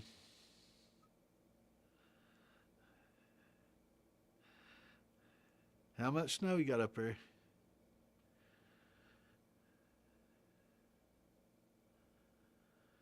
Yep, baling wire, duct tape, and a crescent wrench. My God, you can fix anything, can't you? Just 2? Damn. I figured northern Pennsylvania would have more. I figured Chris, man, have a foot or 2. I guess maybe Upper Peninsula, Michigan, and the Northeast got a lot, man. I know some people got 2 foot or better.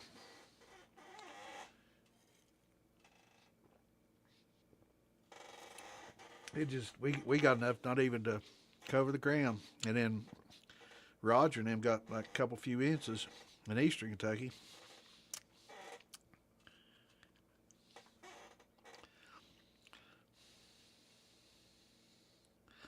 Yeah, man, she's pretty easy on that, ain't she? Oh, Sarah.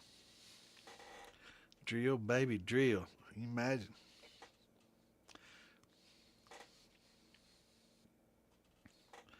That's what she'd say when he's working it over. Now, I shouldn't say it on here, man. It's a family show. What the hell? Can't believe you made me say it, Cave Daddy. Maybe that's why they cut me back. Oh.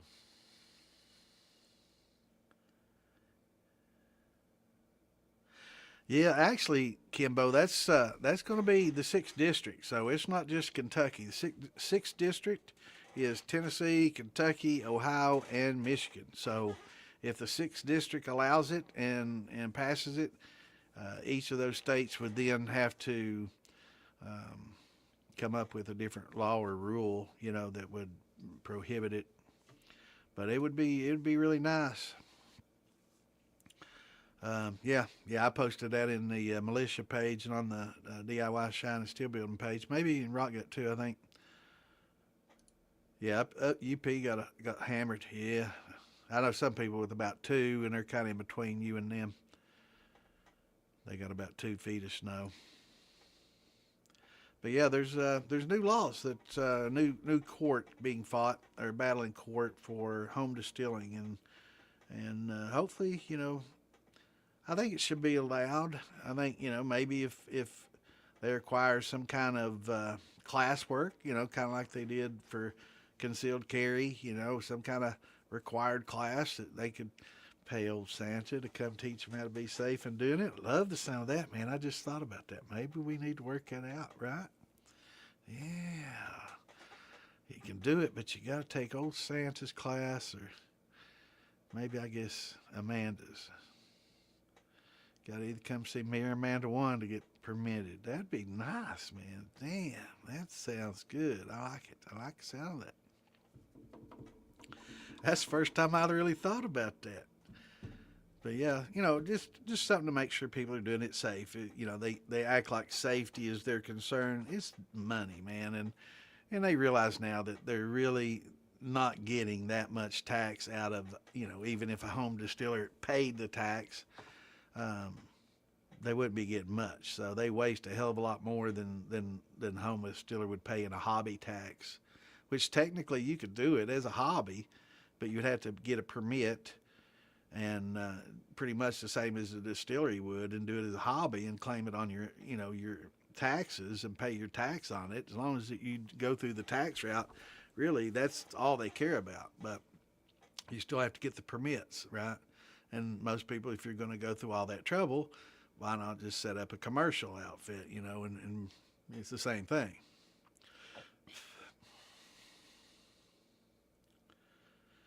Yeah, well, I hope they make an ass that says you have to take old Santa's distilling class before you can do it legally, and I have to give them the John Hancock and sign off and give you A plus, and make sure you're safe doing it. That'd be awesome. I like the sound of that. Yeah, I get rich distilling classes, man. I know some politicians, man. They got me thinking now. Maybe we could. If that's what their concerns are, maybe we could say, okay, well, you have to come to Santa's Distilling 101 class and listen to a few sessions and prove that you were here the whole time, and pass a proficiency test, and we'll get you approved. No, you don't have to pay. Wine and beers have such a low, you pay by the proof. So beer and wine are generally so low proof that you don't. And the wine industry has lied for years about the proof of their wine and how many percent alcohol in there. And it's always been always been below 13. I think it has steps, and I think above 13, it takes a pretty big jump. But yeah, the higher the proof, the higher the tax. Hell, I think all y'all pass right now. Right, and it would be, I think that as long as you're doing it in your home, it shouldn't be any of their concern, because it's not interstate, it's not something, it's a trade, it's not something that's being done outside the home, it's inside the home. So I think it's an overreach for government to regulate something that you do inside your home like that. Yeah. Chris makes a lot of tinctures up there. He's a tincture man. I'm a hand sanitizer kind of guy, man. That's what But yeah, I think, anything you do in your home, like that. I mean, it's not like you got a meth lab in your home or some shit, and that should be okay. But, to make your own alcohol, and that's the Missouri law. That's what the Missouri law is based on.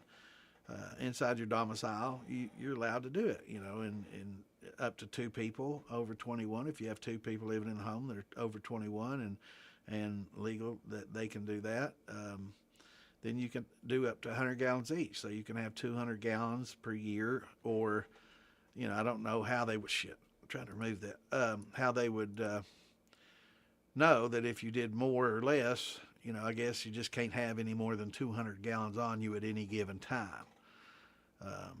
Which is nice. That's a lot. That's plenty. 100 gallons, that's almost 2 barrels, right? Big full-size barrels. So, fuck, yeah. So, but at the other side of the spectrum, you got West Virginia, who just allowed it a couple of years back, and it was like 1 gallon, and people were like, "Come on, man, 1 gallon? You know how big a still you can only produce 1 gallon of liquor at a time? You know, it's like a coffee pot, bro. Come on." So I think they may have raised that to 2 or 5. They really need to consult with people. That's just like these gun laws. You know, they go in there talking about guns, and you can tell that they have absolutely no idea what they're talking about when they talk about stuff. And you'd be surprised how fucking stupid most politicians are. And I don't care. I'm not saying D or R before their name. I ain't getting political, but you would be shocked. Right. 200 gallons or 190. Exactly. You'd be shocked how stupid some of these politicians are. You know, they come in and talk about these guns and stuff, and they have no idea what they're talking about. And the same with liquor. They would come in and try to act like they know all about distilling and all this, and try to act and convince, you know, people that they know what they're talking about, and they sit up there and bullshit like they're an authority on something, and they have absolutely no idea. So politicians are bullshitters. And most of them are dumb as shit, man. They just don't know shit from apple butter, man. It's alarming, because you think, you know, your thought process is somebody in that position must be a pretty high intelligence, you know. And then you start looking at some of them and how they act and what they say, and it's like, no, how in the hell did they get elected? What is their district like? And it must be bad. And unfortunately, a lot of these districts out there they dumber than the representative, and a lot of times their representative is representative of the district that elects them. So, is that what it is for you? Yeah, I think here's thousands. You know, above 1,000 gallons or something like that. Then you have to get a hobby permit for wine and beer. Don't quote me on that. It's been a long time since I've read it. I can't remember, but it's considerable amount, and it varies by state, but it's a big amount. And but with the moonshine, no. And you know what's really weird? You can make wine, and that's fine. But the second you put a bucket of wine outside and let it freeze, and you pull the ice out of it and raise the proof above a certain level, oh, that's freeze distillation. Distillation, they call that distillation. That's not a distillation process. No. It's called removal of water by freezing. That ain't distilling. So, yeah, fortifying. And they call that distilling, and it's illegal because you're raising that proof, and that's what they can't have. You can't raise that proof up. Now, you're above a certain proof, you're in an illegal territory, and it don't matter how you get there. It's bullshit. It's all about the Benjamins. But hopefully we can get that changed. And, you know, get classwork. You know, if that's the concern. I know the concern is the tax dollars. But considering how much they waste these days, you know, they wouldn't make that much on a craft hobby home distiller. Yeah, apple jacking, freeze distillation, they like to call it.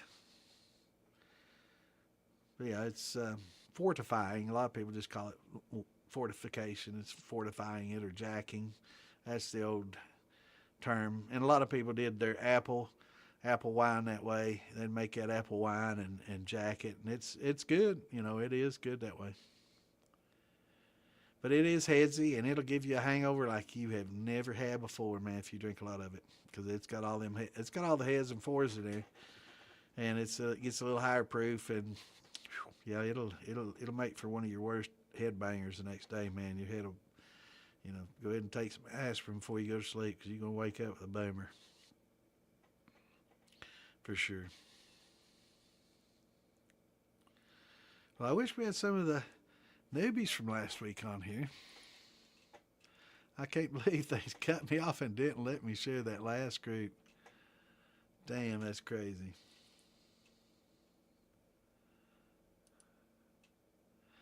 But yeah, it was definitely good to see.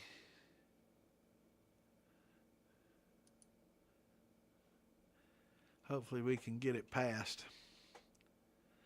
But yeah, I'm gonna put some more how-tos, and I'm gonna do some more how-tos. Recipes and steps all put together, and go through all the process, all the steps, and everything that you can do. And if you follow these step for step, and follow the temperatures, follow the pH, follow the times, um, like we were talking about just a minute ago, time, temperature, pH. If you can follow all those, just like following a recipe to cook with, I can guarantee you some decent shine if you can distill it properly without puking it over or running it too hot. I can guarantee you good results. Yeah, man, it does. It's good though, man. It tastes good, but yeah, it'll definitely jack that head.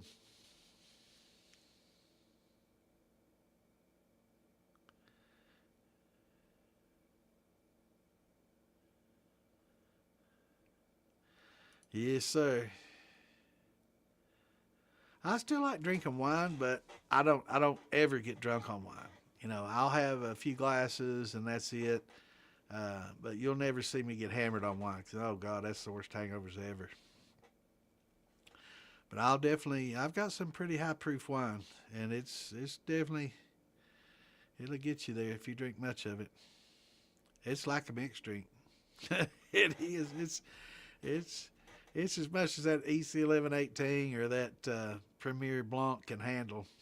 Those champagne yeasts, and they get up to 18, 16, 18. Well, EC 1118, I think 20 even. But yeah, they up there, man. It's pretty high proof.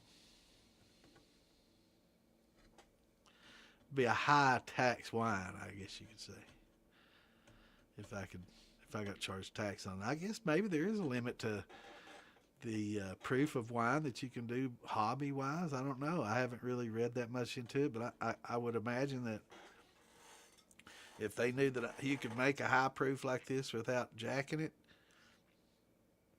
they would definitely reconsider it, allowing you to do it. 'Cause I made some pretty high proof wine, man. It's like that sweet heat of mine. It's like a mixed drink.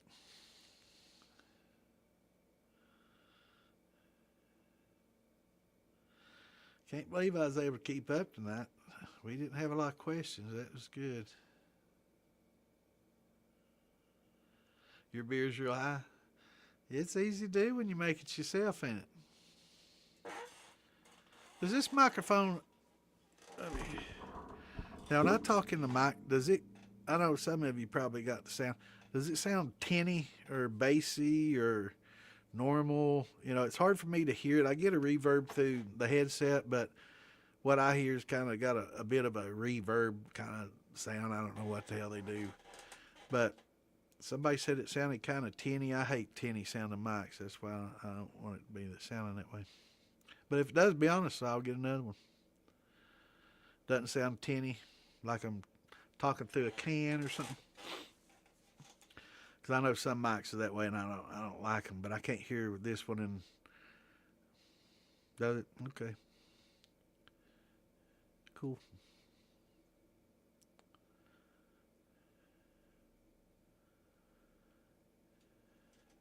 Yeah, I gotta figure out what's causing my computer lag. It's costing me in the games, man. I'm getting a little bit of lag, and I've had a couple crashes. I'm not sure. It's got something going on. Does it sound all right? Good deal. Yeah, this microphone was reasonably cheap with the boom and everything. It was highly rated. After seeing it 9.8, it ranked higher than the Logitech Yeti, so that's pretty. That's like a $200 microphone, and it might be. I don't know, but no. Somebody, Damon, I think it was, said it sounded a little bit tinny, and I hate tinny sounding microphones.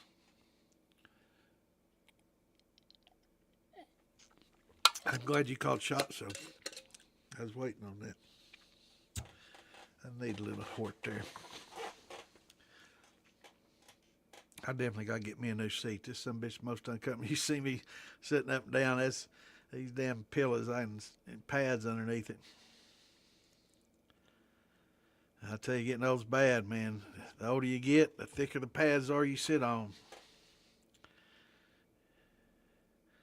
Start losing your ass. Next thing you know, you're sitting on your damn coccyx, on your tailbone, and it's hard to get comfy.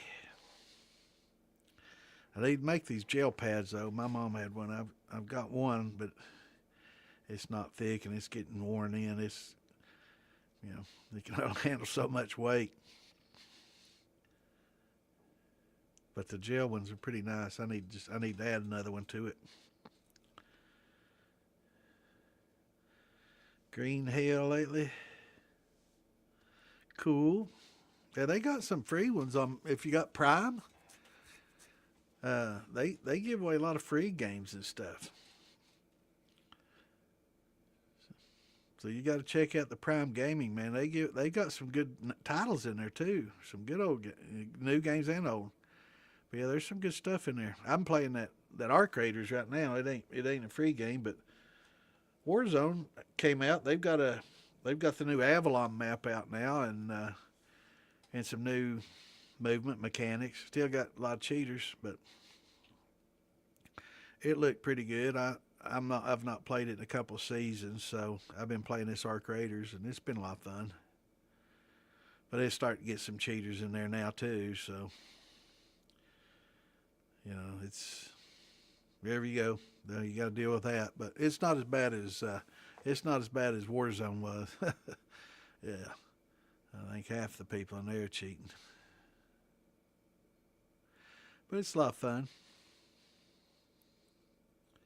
I play it with my daughter. We get together and get on there and play, and it's a lot of fun.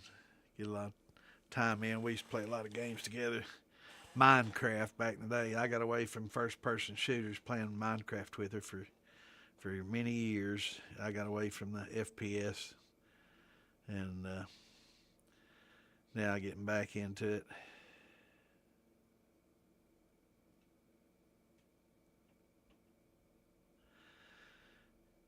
If you got back into gaming, you'd sit in the seat right out. Yeah,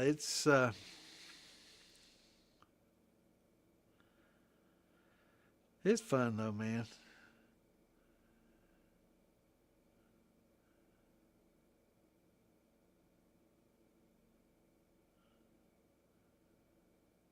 Fallout, that's a good one. Hell yeah, I play Fallout.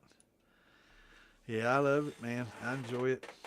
I've been a gamer since I was a kid, man. I play them all. Half-Life, yeah. Remember that orange box came out? I got Half-Life, Half-Life 2, Counter-Strike. I played Cal Leagues in Counter-Strike. I was a semi-pro Counter-Strike player. Medal of Honor, I was ranked 14th in Europe and American servers on that. I would say the world, but it was just the American and European servers. I was ranked 14th out of millions. Pretty not too shabby by today's standards. Hell, if it had been today, I'd be a high-paid gamer, man. Streaming that shit, I'd be making hundreds of thousands of dollars, ranked 14th. But ain't quite as fast as I used to be, but it's tough when you're playing against cheaters too. Metal Gear, yeah. I've got that Medal of Honor. You remember that? I was 14th in that Medal of Honor. Allied Assault, Pacific Assault. Yeah. I love that shit. Counter-Strike. I played Calo. Semi-pro there.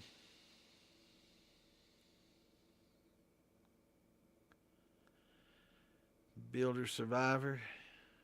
Telling you what, you probably like that Arc Raiders. It's $39, but it's a lot of fun.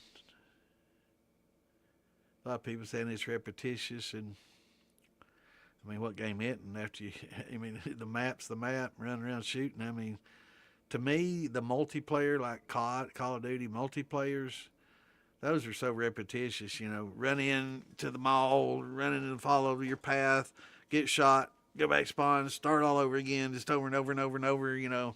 Same thing Counter-Strike. I mean, it's all repetitive if you look at it that way. Yeah, but it's still a lot of fun. But with Arc Raiders, you get a lot of crafting and stuff, and you're doing a lot of things. You can play PvP, player versus player, or PvE, which is player versus like the Ark. So you can team up with other people and fight against the machines that are taking over the earth and all this. It's pretty cool. It's a lot of fun. And then, there's trust issues because you never know if somebody's going to just shoot you in the back. They might say, friendly, friendly, and then all of a sudden you kind of lower your guard a little bit, and next thing you know, they're shooting you in the back, stealing your loot. So, there's always that element in there, which keeps it, kind of keeps it interesting. Yeah, I used to have pretty good KD on Warzone. It's 3.4 last I played, which is considered pretty good. Not too shabby. Considering you play against a bunch of cheaters, and that ain't playing casuals either. I don't even think they did stats on casuals. But yeah, that's pretty tough.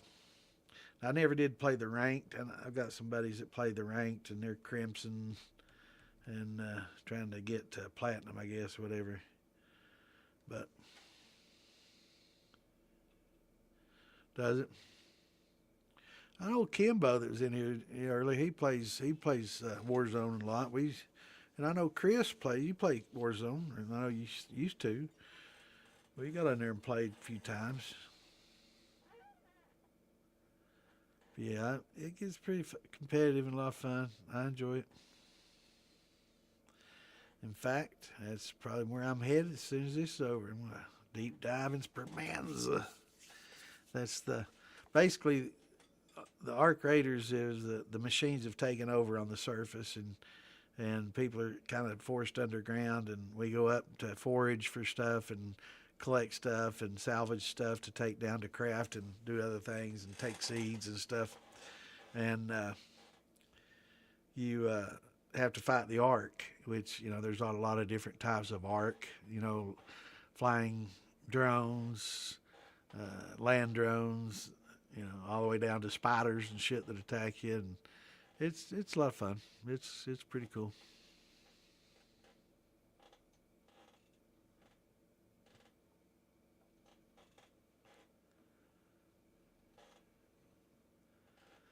So yeah, we need to make us a moonshine group of players, man. Go in there and form a little group and team up, play together. It's a lot of fun. Mech Warrior. Sounds familiar. I didn't play it, but it definitely sounds familiar. I got a drawer full of games over here. They were talking about Doom coming out, and I'm like, really? And they're like, yeah. And I was like, I showed them a DVD of the original Doom from like 1993, and they're like, what? I wasn't even born then. And showing them all these DVDs and CDs of these old games I've got, and they're like, wow, man. I was like, wasn't even born when those came out.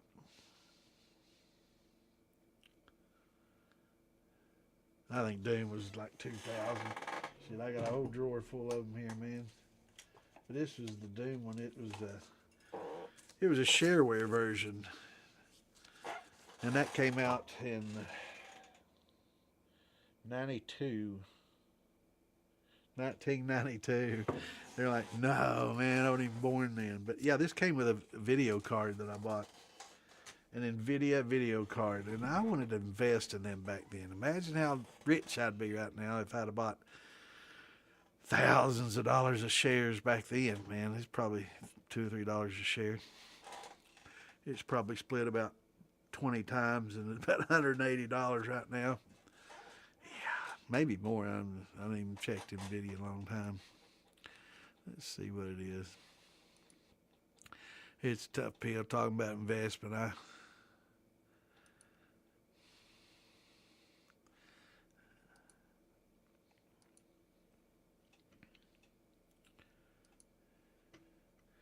It's on my watch list. My watch list for the year is 46.73%. So if I'd invested in everything on my watch list, I'd be up 43%, almost double. That's pretty good.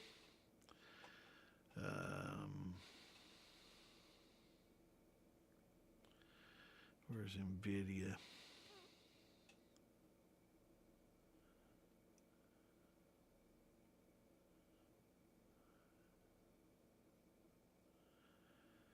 Got a pretty good little list here.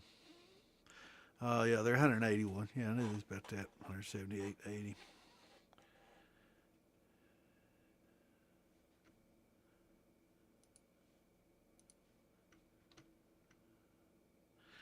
How long is a fruit wine good for if it's bottled and corked? It depends on the fruit. I know, like my plum wines, generally about 3 years on plum wines, and then they start getting cherry a little bitter. But like a peach wine, apple wines, they each vary greatly on how many years. Most of your fruit, it's not like grapes. It's not. It's totally different than grapes. Grapes just keep getting better and better with time, and that has to do with the phenolics in the chemical makeup of a grape. And cherries similar, and how they age over time. They do very well, whereas like a plum or a peach, they don't. Sometimes fruit wines generally primary fermentations a couple few weeks, secondary fermentation a couple few months, and then you bottle it, and it's good for a couple year to two. Matures in the bottle fine. But after that, after a couple few years, they start degrading, and they just don't. I mean, they're not don't go bad like it's gonna, kill you to drink it. It's just that they don't taste as good anymore. They lose a lot of their good flavors and stuff, and that's when it's time to just dump them in the old brandy bucket and run it with some tails, and clean it all up.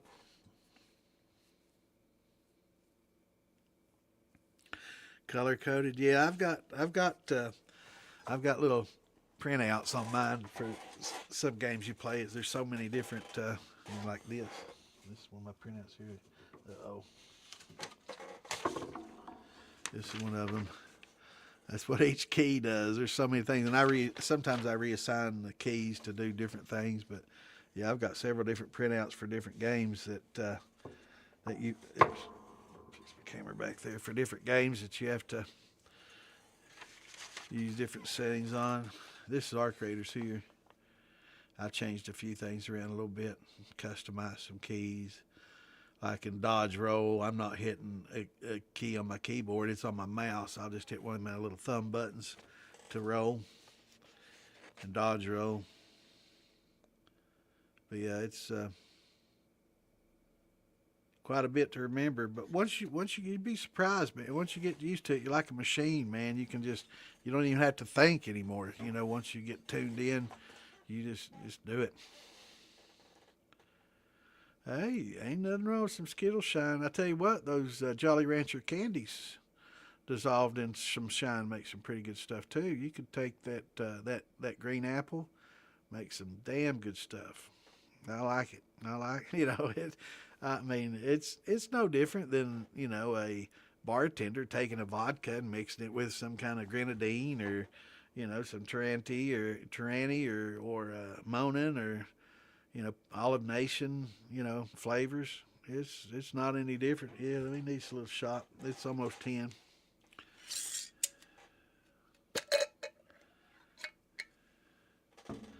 Yeah, I think a couple few years, Chris, and it does depend on the fruit. Some fruits a little bit longer, like the plums.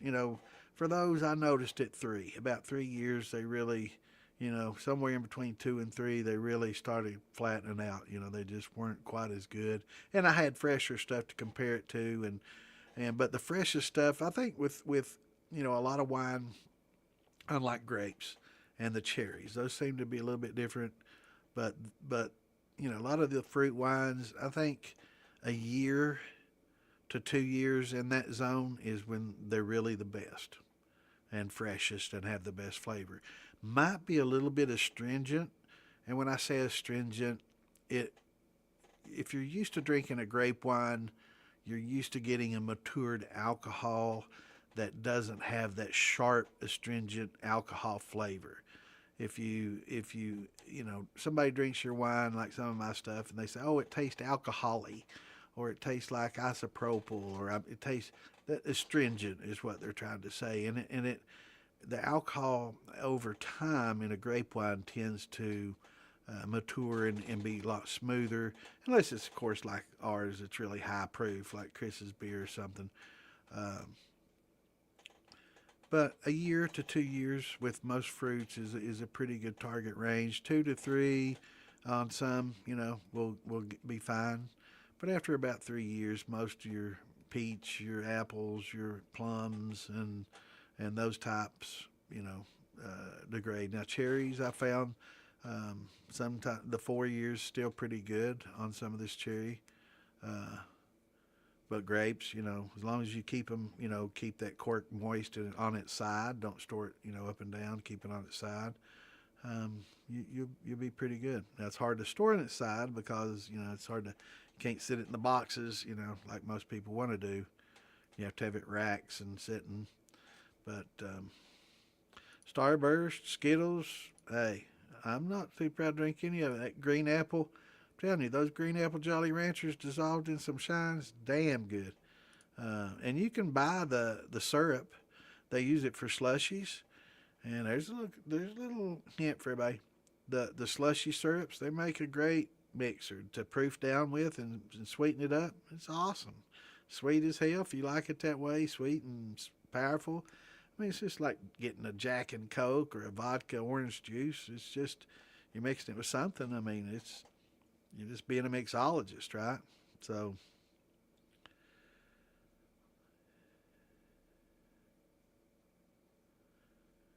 I've done candy cane. That's old Santa Shine. Yeah, I've done that for years.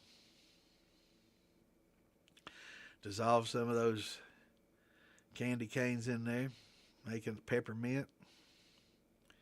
Yep, it's good. Awesome. And then you can run it through a coffee filter or, whatever to clean it up a little bit. If you got little floaties in there, I know the Jolly Ranchers will leave a few little floaties. Just run it through a coffee filter, clean it up, and damn good stuff, man. I love me some Jolly Rancher Shine.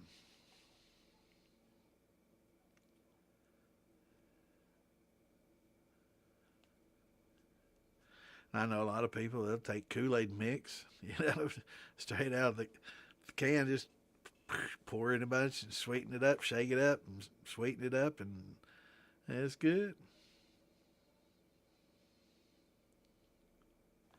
Yeah, let's do this little hort here.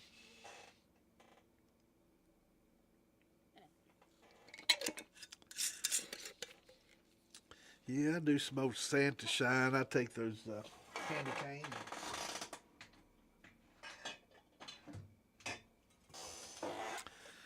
Dip it in some 130 proof or 20 proof and dissolve them in. Of course, after you do that, you can't test the proof with a hydrometer anymore because it's got that sugar in there. It messes everything up. So uh, it definitely changes it, or it can't be red. Got that sugar in there. But it's still the same proof. It doesn't lose proof because you added some of that. That's the farmer that grows my red wheat, and they ain't growing it this year. Damn it! Have to find somebody else.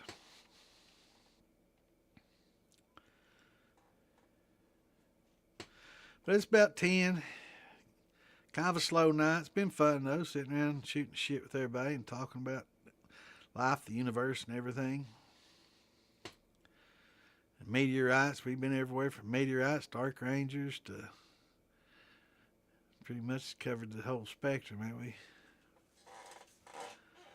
We talked about legalization. I mean, it's crazy. I would have never dreamed that weed would be legal before home distillation. I would have never dreamed that. Never would have dreamed that.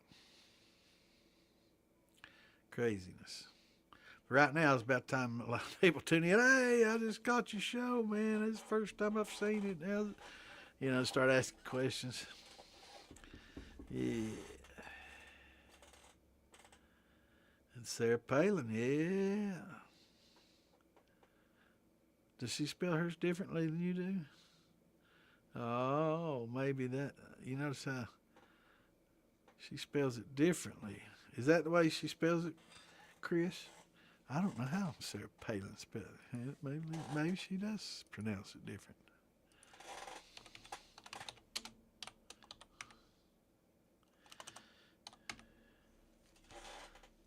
Yeah, she does spell it Palin. It is right. So maybe it is a little different than pollen.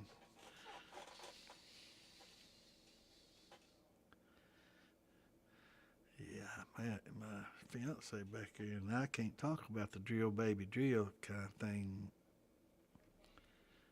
Well, her said that.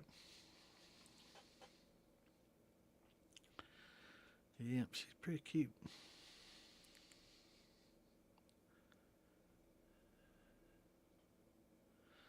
Well, yeah, I mean, it's, if you make illegal weed or illegal liquor, you tax the shit out of both of them. They taxing the shit out of weed. Tell me, man. Look at how much damn Colorado, they taxing the shit out of it, man. They taxing the shit out of that weed, man. Once it's legal, man, they get their claws in. But I tell you what, Kentucky has been growing. Kentucky has been like in the top 5 producing states of growing marijuana for since the '60s, and it's a perfect climate for it. But because of the mountainous and and I guess too, some of the poverty that's kind of forced people to kind of do something to supplement their incomes and the corruption. I guess that Mary Cutler sang about it, didn't she?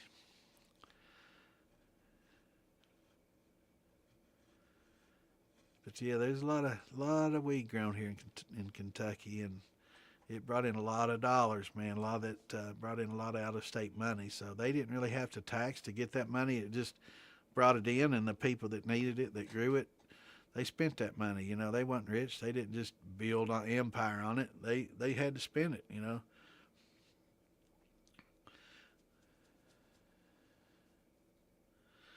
Well, I can't say all of it. I don't think people should be able to, have a meth lab if they want to, and next door and blow up and take out half the neighborhood or something like that. But as far as weed goes and home distillation, sure.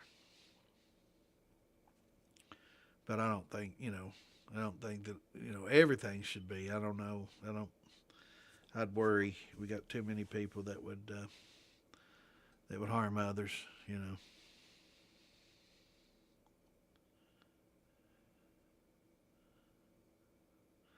Yeah, yeah. Now they spraying paraquat all over it, killing everybody.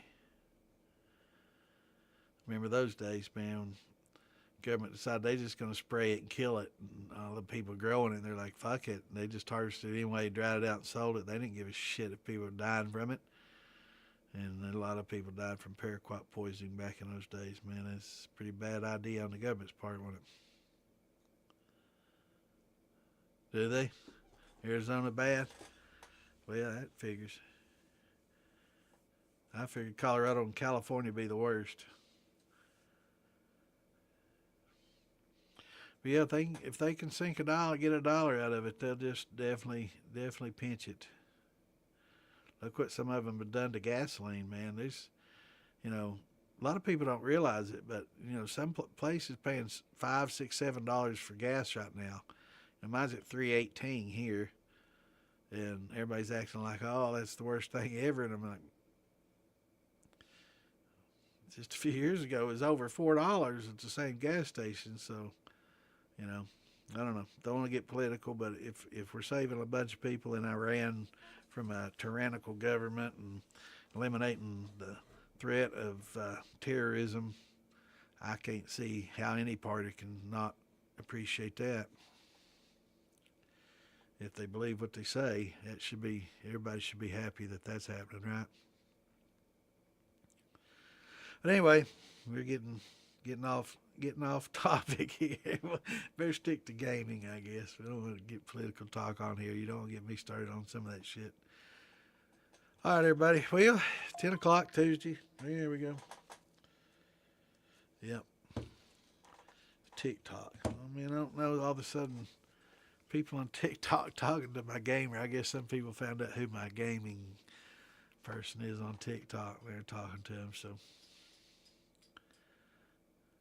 But anyway, I guess everybody, we will see you Saturday. Let me see what day it'll be. 21st. I got to start working on some taxes and get that shit done. Yeah, oh wow, let's just go now. Yeah, well, hell, damn it. Elvin. Let me try some of that 50-50. This is some of the Joe's and Derek's Bow. Man, they make good liquor. And boys, my Ohio boys make some good liquor. That Ohio corn. Man, that's good. Good stuff. All right, y'all. We will see you in here Saturday, the 21st. Till then, everybody have a great rest of your week. And we will see you then. Till then, shine on. Peace out. Love y'all. See you Saturday. We're out.